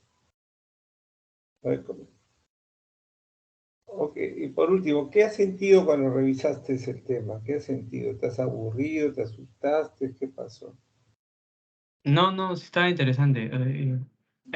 Más que nada trataba el artículo en pacientes con enfermedad renal, ¿no? Y bueno, conozco, tengo un alguien cercano que tiene una enfermedad renal y bueno, siempre cuando salgo con él me preguntan, ¿no? Una que otra cosa y yo más o menos no estaba tan enterado de estos, cómo actúan cada fármaco, ¿no? Y ahora más o menos ya voy ampliando el conocimiento en estos casos. Ya, ok. Listo. Tienes una experiencia personal. Listo, el siguiente, por favor. Siguiente.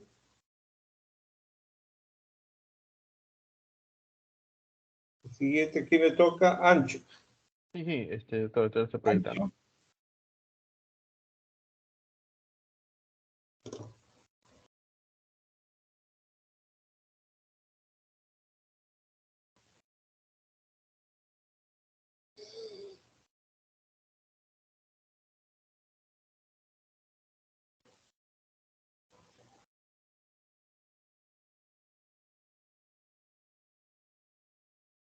Si quieren hacer una pregunta ahora, si no, hoy día no es, el próximo jueves pueden hacerla, prepárenla y hacen la pregunta, revisen, vuelvan a escuchar la exposición, ¿no es cierto? Crucen la información que les dimos en la charla antibióticos infecciosas con lo que ha mencionado el doctor, su compañero, y con eso vamos conversando.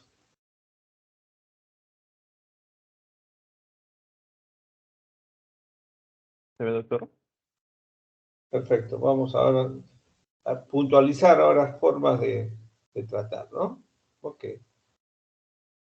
Ya, ok. Bueno, buenas tardes, profesor. Buenas tardes, compañeros. En este caso, a mí me toca hablar sobre la terapia antibiótica apropiada, ¿no? Soy alumno H. Rojas Pablo Bryan. Prácticamente, el artículo que tocó de revisión nos habla de la sepsis, ¿no? Entonces tenemos que tener en cuenta el concepto claro de sepsis, ¿no? Que se define como la disfunción orgánica potencialmente mortal debido a una respuesta, ¿no? desregulada del huésped a la infección, ¿no?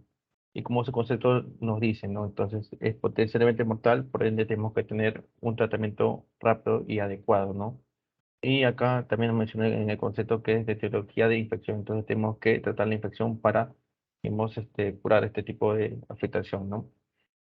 Con respecto al artículo, nos habla de los grandes pilares, como lo observan, ¿no? Que va a ser la selección de antibióticos y el momento de administración, ¿no? Idealmente, también el artículo nos dice que idealmente, necesariamente tenemos que hacer un cultivo y del cultivo sacar la susceptibilidad, pero en práctica no es así, ¿no? Porque los cultivos demoran tiempo, ¿no? Por eso, acá en el artículo nos dice la selección de antibióticos tenemos que tener en cuenta varios factores, ¿no? Como por ejemplo, ¿no? Factores de tratamiento empírico, ¿no? Estos antibióticos empíricos a menudo se eligen de acuerdo, ¿no? Con los patrones de susceptibilidad local y los antibiogramas de los mismos hospitales, ¿no? Por eso hay que tener en cuenta que cada hospital tiene una epidemiología, ¿no? Y nos dice que el 10 hasta un 40% de todos los tratamientos empíricos van a ser una terapia antimicrobiana inadecuada, ¿no? Entonces, como vemos, es un alto porcentaje, ¿no? También acá también nos dice que el tratamiento inicial inadecuado, lo que conlleva, ¿no? Va a conllevar a un aumento de la mortalidad que puede llegar hasta un 34%. Otros factores que interfieren en la selección de antibióticos serían, ¿no? Los patrones locales de susceptibilidad. Principalmente esto no se relaciona a la epidemiología de cada hospital, principalmente guiados por un ATB institucional que ayuda a la identificación de antibióticos con la mayor probabilidad de cobertura para patógenos sospechosos. Debemos tener en cuenta acá los sitios o lugar de infección. El sitio de sospechoso de infección sugiere patógenos potencialmente comunes, ¿no? Y por lo tanto nos ayuda a dar los antibióticos adecuados para alcanzar una concentración adecuada en el sitio, ¿no? Por ejemplo, ¿no? En este caso, digamos, si es un foco, digamos, de una herida operatoria, se sugiere infecciones con Staphylococcus epidermidis, ¿no? O en caso, un foco de tipo gastrointestinal, se relaciona más a bacterias como E. coli, ¿no? O enterobacterias o hasta anaerobios, ¿no? El otro sería factores específicos de los mismos pacientes, ¿no? Que tenemos varios, pero lo más importante sería la edad, tenemos la alergia, el peso, o fallas de los órganos y la resistencia, ¿no? Endógena de mismas, entre la misma flora del ser humano, ¿no? Bueno, la edad precisamente a una persona joven no ha tenido mucho contacto con los antibióticos, ¿no? En comparación con una persona adulta, ¿no? Que tiene varios contactos con antibióticos. Bueno, las alergias, como vamos a hablar más adelante. Y con respecto al otro pilar, que es el momento de la administración, vamos a mencionar que tenemos, digamos, una controversia, ¿no? Tanto en estudios retrospectivos como en estudios prospectivos. Con respecto a los estudios retrospectivos, nos mencionan investigaciones de Kumar y colaboradores que realizó en personas de UCI y en pediatría, y también como es retrospectivo agarró base de datos, ¿no? Y precisamente que nos dice, ¿no? Que el tratamiento o el momento de la administración del tratamiento debe hacerse inmediatamente, a las primeras horas. ¿Por qué? Porque a cada hora de retraso de administración de antibióticos se asocia a una disminución media, ¿no? De supervivencia de 7%. Entonces, a cada hora que demoremos en el tratamiento, vamos a, digamos, el paciente va a morir, ¿no? 7% más, ¿no?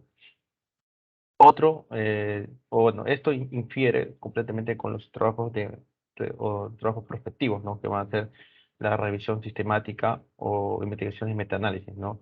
En estos trabajos prospectivos no se encontraron un beneficio significativo en la mortalidad al administrar antibióticos en las 3 primeras horas posteriores de un diagnóstico de sepsis. También estos estudios prospectivos no han podido validar, ¿no? Un mayor riesgo de mortalidad con o antibióticos tardíos, siempre y cuando se administra dentro de las 3 primeras horas, ¿no? Entonces, estos dos grandes grupos de estudios difieren entre sí. Entonces, hay un problema que tenemos que resolver, ¿no? Pero estos datos, tanto los retrospectivos como los prospectivos, no sugieren que la administración temprana de antibióticos no sea importante, pero aún se desconoce el momento exacto, ¿no? Del máximo beneficio, ¿no? De este tipo de selección y administración de antibióticos. Bueno, siguiendo. No, espérate un ratito. Pero la idea es, ¿se acuerdan cuando llevamos el curso de infecciosas elegimos que hay un bundle, ¿no es cierto? Hay las medidas más efectivas en el manejo de la sepsis, choque séptico. Entonces, si bien todavía siguen discutiendo que podría ser media hora, dentro de la primera hora, ¿no es cierto? Recuerda cuáles son el bundle. Los bundles son, ¿cuáles son? La medición de lactato sérico. Segundo, los dos sets de hemocultivos. Tercero, el antibiótico terapia, el antimicrobiano, dentro de la primera hora es fundamental. ¿Correcto? Cuarto, la fluidoterapia. Y quinto, los vasopresores. Hay toda una discusión ahí, pero no hay duda que dentro de la primera hora hay que dar el antibiótico lo más pronto posible. Si no toman hemocultivos, no importa, ya no pierdan tiempo, le empiezan el antibiótico. ¿De acuerdo? Lo más pronto posible. Recuerden que la presencia de microorganismos es el que desencadena la respuesta inflamatoria y eso es lo que bloquea al cuerpo. Entonces hay que empezar los antibióticos lo más pronto posible. ¿Correcto? Sigue. Ok, claro. También el artículo nos habla sobre factores específicos, ¿no? Las alergias a las penicilinas. Normalmente el porcentaje sería de 15 hasta 20% de todos los pacientes van a reportar este tipo de alergias, ¿no? A los beta-lactámicos. También tenemos acá en cuenta también el peso del paciente. No es lo mismo una persona delgada a una persona obesa, ¿no? Que tiene mayor masa corporal, tiene mayor bulimia, ¿no? Y tenemos que tener en cuenta acá los factores dependientes de tiempo y de concentración, ya que explicó el compañero. Podemos, factores o fármacos dependientes de tiempo, penicilina, cefalosporina, ¿no? Y de concentración, los aminoglucósidos, ¿no? Las quinolonas. Y en este caso, digamos que el paciente sea, bueno, obeso y tiene mayor masa corporal y mayor bulimia, se tiene que, bueno, y no tiene otras alteraciones o disfunciones orgánicas, se le tiene que hacer una administración de un extremo superior de rango de dosis, ¿no? Por ejemplo, ¿no? Tenemos una dosis que es estándar, que va a ser Pipazo, Brasiclina, Tazobactam, que va a ser 3.3 gramos por 6 horas, ¿no? Endovenosa. En caso de estos pacientes, se va a hacer el rango extremo, ¿no? Que sería hasta 4.5 gramos, ¿no? Endovenosa cada 6 horas. Con respecto a la función de órganos, acá nos tenemos que tener en cuenta acá una pregunta, ¿no?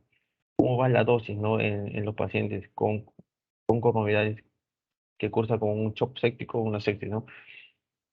Tanto, hay que responder eso, ¿no? Tanto pacientes que tienen, o sea, que no tienen comorbilidades y llegan a una sepsis, o pacientes que tienen algunas comorbilidades como falla hepática o falla renal y llegan a la sepsis, el tratamiento es el mismo, el tratamiento inicial es el mismo, con la misma carga, ¿no? Ya en la segunda dosis, siguiente se tiene que adecuar, ¿no? Y se ajusta de acuerdo a la comorbilidad de cada paciente, ¿no? Para eso tenemos las guías adecuadas, ¿no? Y el cuarto es la resistencia, ¿no? Tenemos en cuenta acá algunos patógenos que pueden ser multidrogresistentes, por ejemplo, las pseudomonas, las enterobacterias glipositivas que abarcan casi de primera hasta, bueno, que abarcan desde la primera hasta la cuarta generación de cefalosporinas. Tenemos en cuenta acá también los ANSEM, las aromonas, citrobacter, el enterobacter, la providencia, ¿no? Que debemos de tener en cuenta que tiene resistencia, eh, este, tiene resistencias naturales, ¿no? A la cefalosporina de primera hasta de tercera generación, ¿no?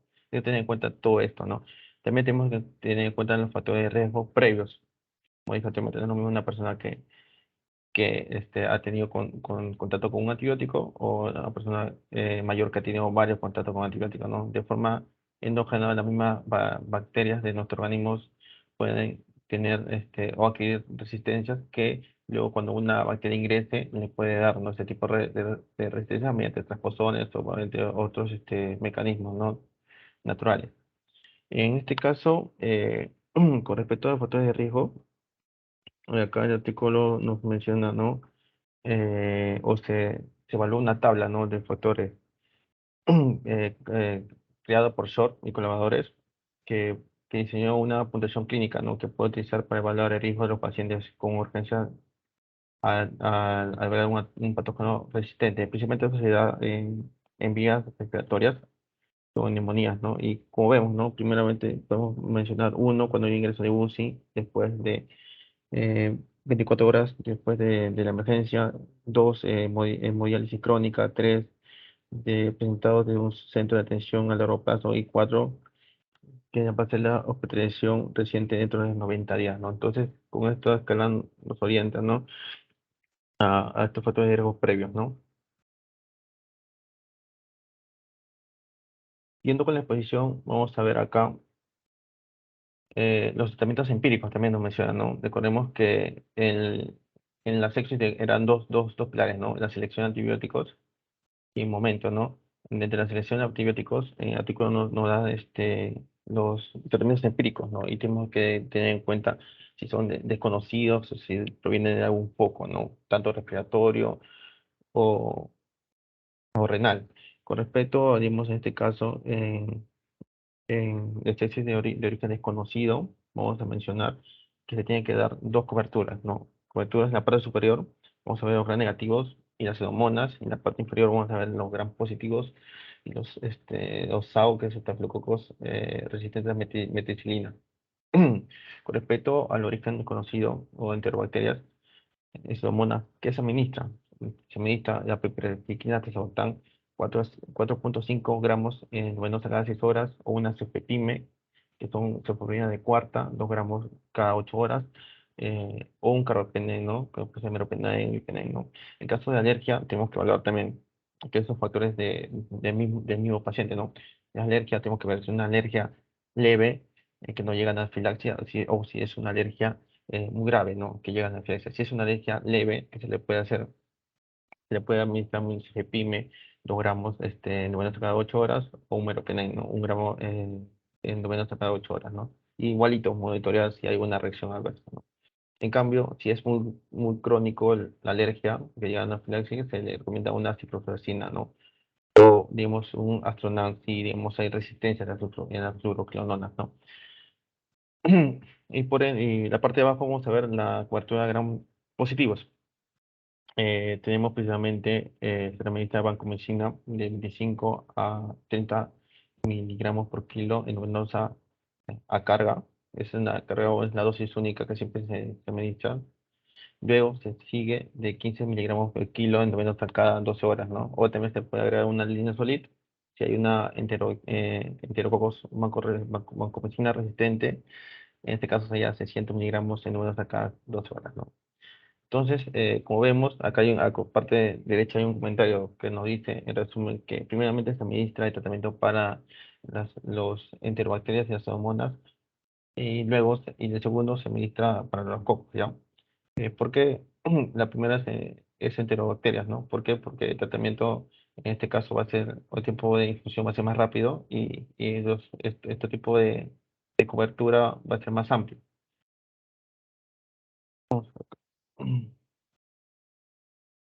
Siguiendo el tratamiento, tenemos que tener en cuenta también el foco, ¿no? Y es A ver, pulmonar. espérate un ratito, pon el anterior. Este va a ser el más importante. No, pero no lo chiques, ponlo completito que se vea. Que veamos todo. ¿Ok? ¿Qué dijimos en el curso de infecciosas? Dijimos sepsis sin foco. ¿Y qué tenemos que considerar? Dígame, doctor, si no tengo un foco claro y tengo sepsis o tengo choque séptico, ¿qué fuente tengo que considerar? Las vías aéreas. No, el tracto aéreo digestivo, doctor. El tracto aéreo digestivo. Entonces, ¿qué cosa tenemos ahí? Enterobacterales, tenemos focos gram positivos y tenemos anaerobios, ¿no? Generalmente. Por eso, si no está chocado, si tengo sepsis y no está chocado, ¿qué debo dar? ¿Qué tipo de antibióticos puedo dar? Pensemos que sea sensible, que tengamos sensibilidad, que no haya resistencia. ¿Qué damos?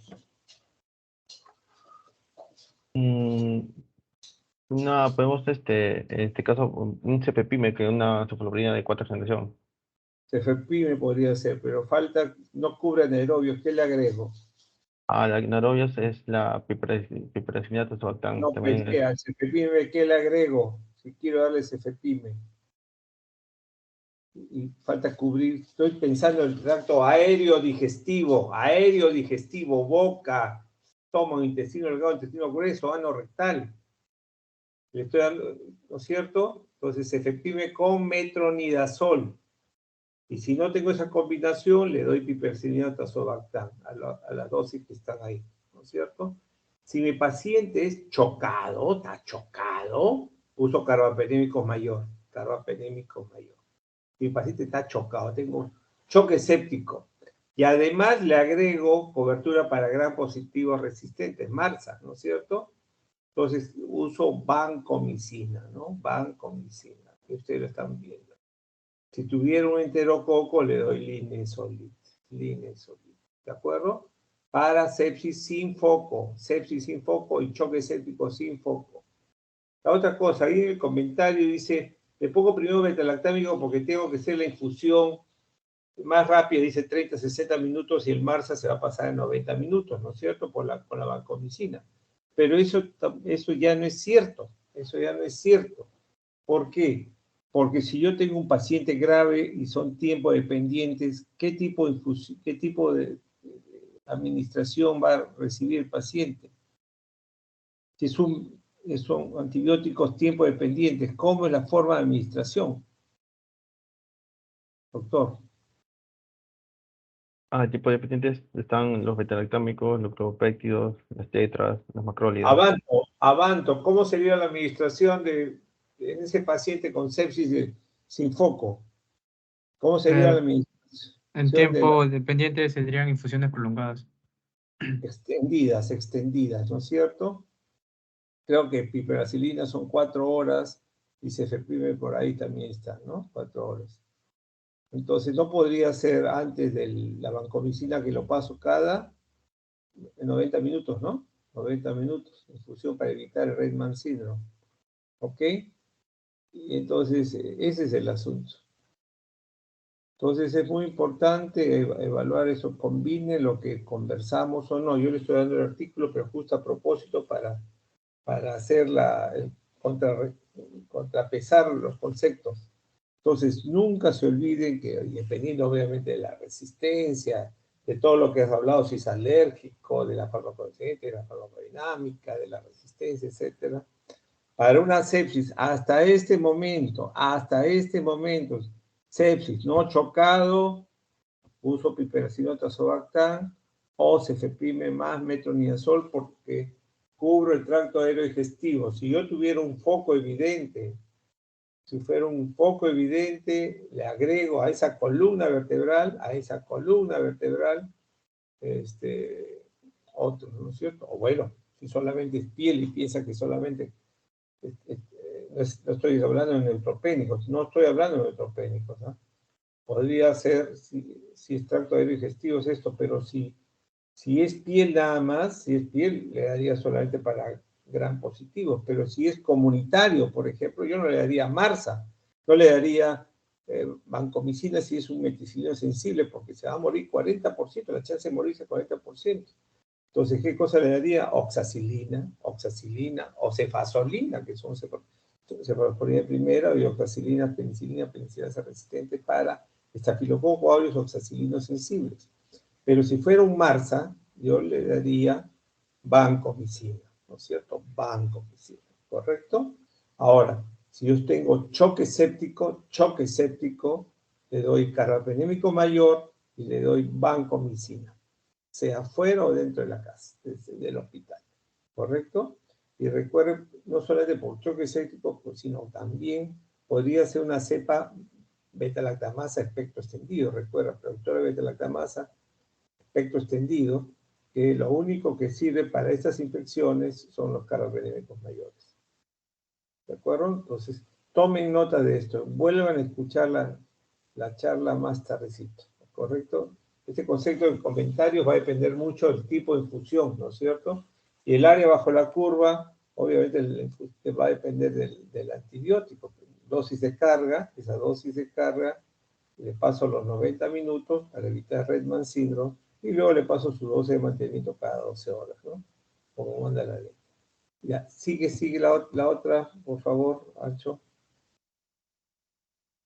Sí, vamos a ver.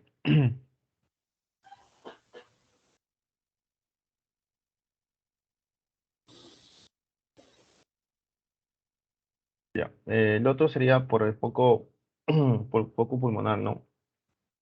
Como decía solamente, se le da tetrazona, sofosbuvir tercera, más una citromicina, ¿no? La tetrazona de 1 a 2 gramos cada 24 horas, acitromicina 500 miligramos al día. En caso no se le puede agregar la citromicina, se le puede usar una doxiciclina, ¿no? En caso de, por ejemplo, en la meningitis, la dosis de terapia empírica sería vancomicina, a dosis de carga de 25 miligramos por kilo, seguida de 15 miligramos por kilo cada 8 a 12 horas, ¿no? También se puede agregarle una cetrazona, ¿no? Y digamos, con respecto, doctor, Sí, ya, recuérdense, cuando ustedes tengan una sepsis punto de partida pulmonar, tienen que diferenciar si es una sepsis de la comunidad, si es una sepsis intrahospitalaria, si es una sepsis del inmunocomprometido, sepsis pulmonar inmunocomprometido. Si es de la comunidad, lo más probable es que sea neumococo. Entonces tienen que ver si el neumococo es sensible o resistente en la comunidad, ¿no es cierto? Podría darle penicilina G sódica, podría darle ceftriaxone, que es lo más cómodo, 2 gramos al día. Pero si ya ese neumococo tiene resistencia a penicilina y a ceftriaxone, me queda vancomicina. Y si no sé la duda, tendría que darle una combinación de ceftriaxone con vancomicina hasta que el laboratorio me informe, ¿no es cierto? Si yo ya tengo una infección, es una neumonía intrahospitalaria, que puede ser bacilos gram negativos, tendría que darle drogas con bacilos gram negativos, enterobacteriales, pseudomonas con piperacillina, tazobactam, cefepime, por ejemplo, cefepime, ¿no es cierto? Y si están chocados, sea en la comunidad o no, carbapenémicos mayores. Pero el carbapenémico mayor en el hospital tendría que ir acompañado con vancomicina. En cambio, en la comunidad probablemente nos quedamos con carbapenémico mayor, ¿no? y la meningitis tienen que usar drogas que atraviesen barrera hematocefálica. Ustedes piensan en neumococo penicilina G sódica, 24 millones de unidades, ¿no es cierto? Si es resistente, tendrían que usar ceftriaxone también podría ser, pero si es resistente, neumococo resistente a ceftriaxone, pues, tendrían que combinarlo con vancomicina, que no atraviesa tan bien, pero no nos queda otra cosa, ¿no?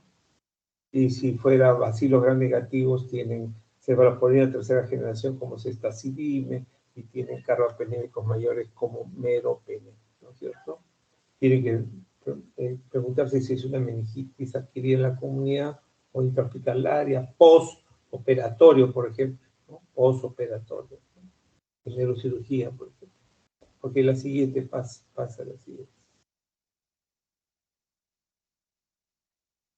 Pase la siguiente.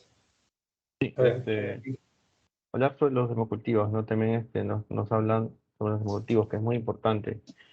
Que, bueno, que especialmente los hemocultivos se puede, bueno, nombre, ¿no? Se puede hacer de sangre o también puede ser de algunos tejidos para identificar los antibióticos adecuados, ¿no? Y también verificar el organismo causante de la sepsis, ¿no? A mencionar que, finalmente, estos motivos se sugiere que se realiza dentro de los 45 minutos y antes del tratamiento empírico antimicrobiano, ¿no? Porque disminuye la carga bacteriana, ¿no? en la sangre. También hay que mencionar acá que, bueno, nos menciona acá los usos de cultivo tanto anaerobio y aerobio de dos sitios diferentes. Bueno, lo que recomienda precisamente es en frascos, bueno, que se llenen los frascos por lo menos hasta 10 milímetros. Bueno, y otras ya hasta dice que hasta 20 milímetros, ¿no? Porque a mayor cantidad de sangre tengo más probabilidad de aislamiento de la bacteria, ¿no? También hay que nos menciona importante acá la asepsia de la piel, ¿no? Que lo general se realiza mediante, bueno, el alcohol 70%, o también se puede hacer mediante apóstol de yodo o glutanato de cloricina. Y digamos también que esta asepsia de piel nos ayuda a que no tener falsos positivos, ¿no? Tanto, por ejemplo, si falsos positivos como por ejemplo, tráfico epidermitis, digo, y algunas anaerobios que se encuentran en la piel, ¿no? También se menciona que primero se tiene que hacer un llenado de las primeras botellas de tipo aerobio, ¿no? Luego anaerobio, ¿no? Entonces, vamos a ver acá en el cuadrito que en casos de rendimiento de los cultivos es muy variable, ¿no? Por ejemplo, en la tropeña el 10% de los cultivos nos van a dar positivos, en la celulitis 5%, en la meningitis un 80 hasta 90%, ¿no? Y en la pilomitis hasta un 20-30%. Entonces, esto nos sugiere el rendimiento de cultivos en cada tipo, ¿no? En cada caso, ¿no? te recuerde lo que hemos dicho en el bundle de sepsis, 2 sets de hemocultivos, ¿no es cierto? Por cada set hay un hemocultivo para aerobios y un hemocultivo para anaerobios. Se toma jeringa, brazo derecho, 20 centímetros, brazo izquierdo, 20 centímetros, 10 centímetros para frasco aerobio y frasco anaerobio, la otra jeringa, 10 centímetros para aerobio y anaerobio, ¿de acuerdo? Y se empieza el antibiótico. Pero si se va a demorar mucho, no podemos cultivar, empieza antibiótico, ¿qué vamos a hacer? Y después se toma el cultivo pues, con removedor de antibióticos. Es muy importante la asepsia de la piel, o sea, la limpieza de la piel, ¿no es cierto? Y el rendimiento del cultivo va a ser, del hemocultivo va a ser variable como están viendo ustedes. La siguiente, vamos. Bueno, también nos habla sobre la doble cobertura, ¿no? Si vamos a administrarlo en forma, bueno, dentro de la primera hora, en forma monoterapia o mediante la doble terapia. En casos habla sobre gran negativo, ¿no? Lo favorable de la terapia combinada es lo que puede aumentar la probabilidad de una cobertura empírica adecuada, mejorar la actividad antibiótica a través de una sinergia y prevenir o desatar o retrasar el desarrollo de la resistencia, ¿no? De las bacterias, ¿no? Aparte, lo favorable de la doble cobertura, que va a aumentar la probabilidad, ¿no? de elegir un agente efectivo, ¿no? Porque vamos a darle digamos, dos disparos y digamos, de alguna manera podemos atinar a la bacteria, ¿no? O para destruirla. Entonces vamos a tener en cuenta acá el versus, ¿no? Una monoterapia versus una doble terapia, ¿no? Hay estudios también que no dices o difieren de este tipo, ¿no? Si le doy uno o le doy dos, ¿no? Por ejemplo, no, con respecto a la doble terapia, hay un estudio de corte que se realizó en personas de UCI con el uso de beta-lactámicos solo, más un beta-lactámico, más un amilglucósido o una fluoroquinolona o un macrolíder, ¿no? Lo que conllevó precisamente a que nos dice que el grupo de combinación tuvo, bueno, el grupo que tuvo la combinación tuvo una mortalidad más baja que el grupo que se realizó una monoterapia, ¿no? Con los beta-lactámicos, más o menos un 7%, ¿no? Entonces, que acá nos dice que es más probable usar una doble terapia, ¿no?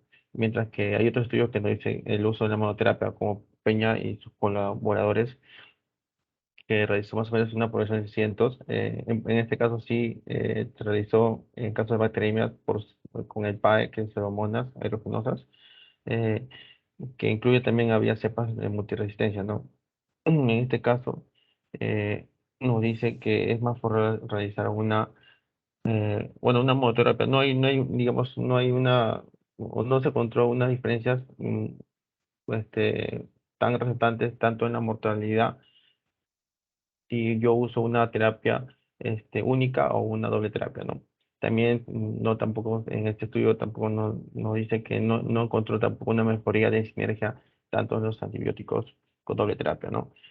El otro sería la prevención, ¿no? La prevención de la resistencia con respecto a la doble cobertura es un objetivo muy importante de la terapia, ¿no? De la combinación, pero probablemente sea mejor reservar este tipo de estrategias para algunos, bueno, los microorganismos multidrogresistentes, ¿no?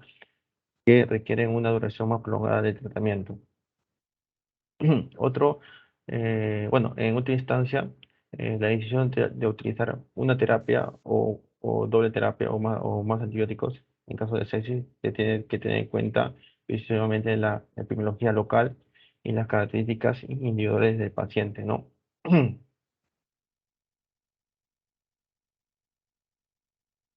Un ratito para retroceder. En realidad no se ha demostrado en sepsis, la terapia combinada, ¿no? Generalmente es monoterapia. El choque séptico se tiende a usar terapia combinada, pero en general en sepsis no. En sepsis es muy raro. O se puede usar antibióticos, por ejemplo, de acuerdo a la sensibilidad. Por eso tienen en cuenta la epidemiología local y las características individuales del paciente. Algunos usan aminoglicosios 3 o 5 días, pero recuerden la toxicidad, ¿no? Y el concepto era prevenir la resistencia. Pero eso hay que evaluar mucho, mucho cuidado. ¿Ya? Sigue. ¿Cuánto te falta, doctor? Le faltan dos diapositivas, doctor. Perfecto, vamos. Ya. Bueno, para terminar, tenemos la relación, ¿no? Entre las combinaciones de terapias contra la lesión renal aguda. También acá hay controversia, porque hay estudios retrospectivos que no sé que es posible y prospectivos que no, ¿no? Entonces, por resumir, bueno, la sociedad o en estudios retrospectivos nos dice que la Sociedad de Medicina de Cuidados Críticos de 2012 nos dice que las pacientes que usaron convencional solo tienen menor riesgo de tener lesión renal aguda con respecto a los pacientes que usaron la macomecina más piperacilina tazobactam o el pipetazo solo, ¿no? No hay en este caso, en este estudio no dan los números, ¿no? Pero sí en otro estudio, como por ejemplo el de Helkins y colaboradores que realizó eh, es- Stanford USD Medical Center, con una población más o menos de 800 pacientes, que abarcó un periodo de 6 meses y un tratamiento de antibióticos más de 48 horas, ¿no?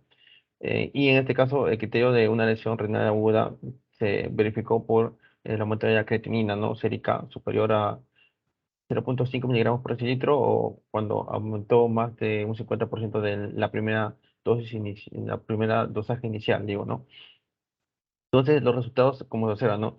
En la diapositiva, ¿no? Banco de Medicina solo son 4%, Pipetazo solo 18%, y Banco de Medicina más Pipetazo es 18.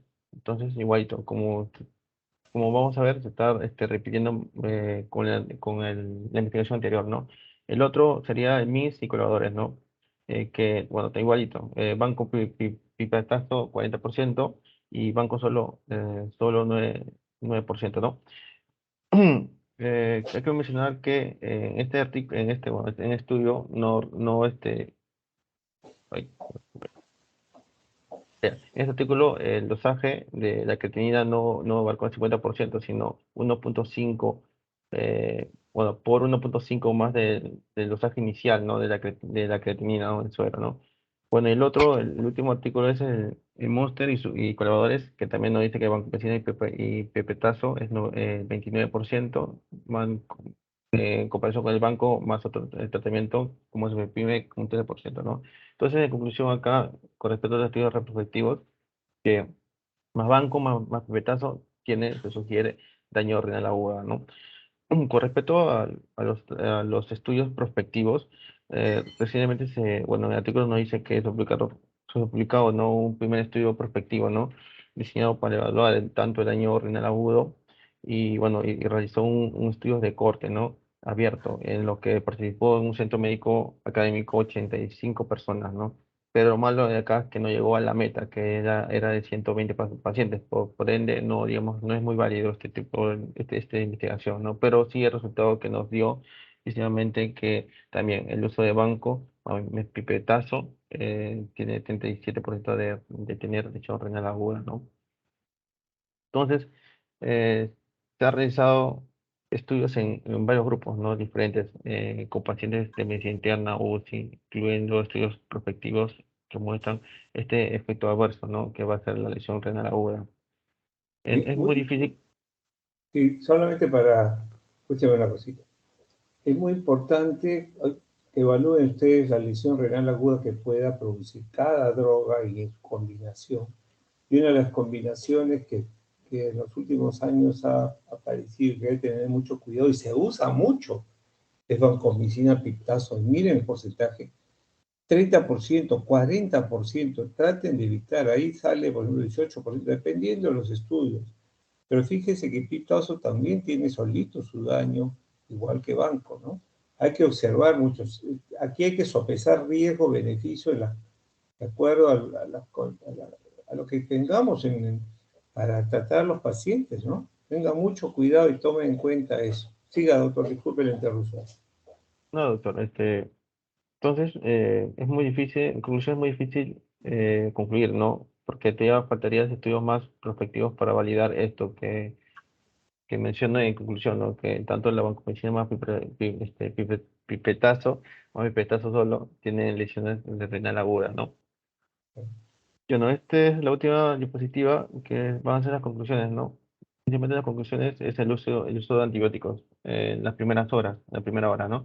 Es muy fundamental para rescatar de la mortalidad a un paciente con síndrome de sepsis, ¿no? También tenemos que tener en cuenta acá los hemocultivos, ¿no? Tanto aerobios como anaerobios, ¿no? Los pares de hemocultivos. Eh, También tenemos que tener en cuenta los factores específicos del paciente, ¿no? Como mencionar la edad, si tengo consumo de antibióticos, y también, y por último, tener en cuenta si vamos a usar doble terapia, ¿no? Como mencionado, hay artículos que hay que favorecen a la monoterapia, hay artículos que dicen que va a favorecer a una doble terapia, y también ver las repercusiones de los antibióticos, ¿no? Como hemos visto en la diapositiva anterior, en casos de uso de combinaciones, hay mayor porcentaje, ¿no? De lesión renal aguda, ¿no? Bueno, esas son las conclusiones, y eso es todo con respecto al artículo, ¿no? Muchas gracias.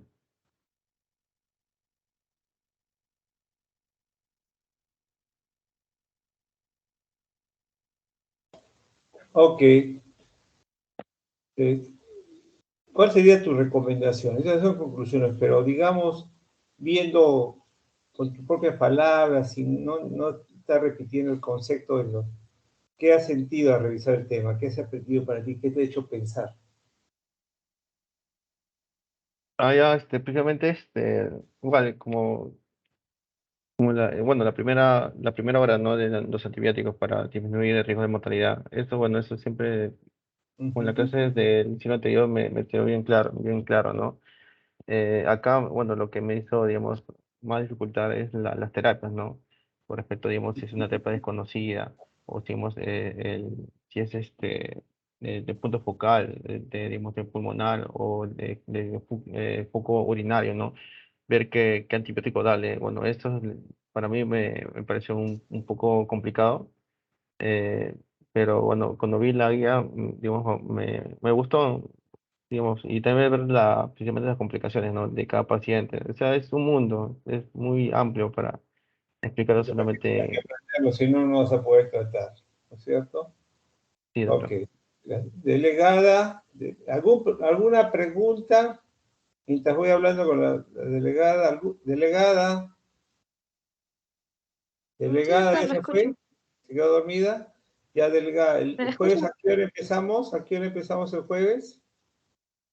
Doctor, a las 4:30, como estaba programado. No, no se puede antes. Sí, porque consulté con mis compañeros, pero justo hay uno que trabaja y lo ha programado en ese horario. 4:30 hasta las 6:30, ¿no es cierto? Son las 2 horas, ¿correcto? Sí, doctor. Listo. ¿Alguna pregunta? Almeida, ¿no quieres hacer algún comentario en último minuto? No olvidarme la regla de oro. Empezar con las secuencias y salud. Gracias.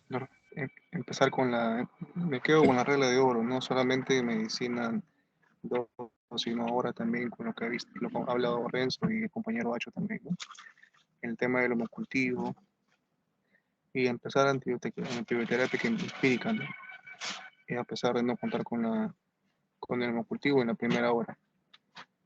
Así que voy reforzando yo, doctor. Es lo que puedo comentar por ahora. La idea es que ustedes hablan tanto de infecciosas como de terapéuticas infecciosas, teniendo una mejor idea cómo tienen que enfocar el paciente con sepsis, con choque séptico. Tomar las medidas más efectivas, los cultivos, en qué momento, qué tipo de cultivos y sobre todo antibióticos y reconocer sepsis sin foco, sepsis con foco, choque séptico sin foco, choque séptico con foco. ¿Qué pueden utilizar? Pero obviamente considerando una serie de variables que fueron mencionadas en la segunda charla, ¿no? Sobre todo si es alergia, el órgano, el pK, PD, la resistencia, la biometría local, todo. Vuelvan a revisar, escuchar las charlas y en todo caso el jueves apunte sus preguntas y nos vemos el próximo jueves. ¿Ok? Doctor, disculpe, Sí. bueno, más que todo es una aclaración para algunos compañeros con respecto al ensayo que usted nos encargó. Lo que se presenta es un ensayo en el cual se mencionan dos artículos de los cuales usted ha enviado, ¿verdad? Porque algunos han entendido que se envía un ensayo por cada artículo. No. Son dos Ok, ensayos. Son dos ensayos, ¿sí? Pero que Ah, no se repitan ni sean iguales en grupo, ¿no? No se hace grupal, se hace individual. doctor, entonces se presenta un ensayo sobre dos artículos o un ensayo por cada artículo. Un ensayo y que hacen comentarios de los Ah, ya, artículos. ok. Eso es la Ujú. característica, el número de páginas, todo, ¿no? Ahora, no Sí, me sí, pongan doctor, está perfecto. espacios 2, 3, ¿no es cierto? Si se me quiere pasar de vivo, le doy vuelta. Y la otra cosa, si yo veo dos que son iguales y encuentro 3, 4 iguales, los 4 tienen 0. ¿De acuerdo? Y en terapéutica no se arriesguen porque los exámenes son difíciles, así que estudien y traten de entender lo que se les enseña. ¿Ya? Muy bien, nos vemos el jueves a las 4:30, ¿no? 4:30. Sí, ¿Así es? doctor. Listo, hasta luego. Hasta el jueves, doctor, gracias. Hasta luego, doctor, puede ser.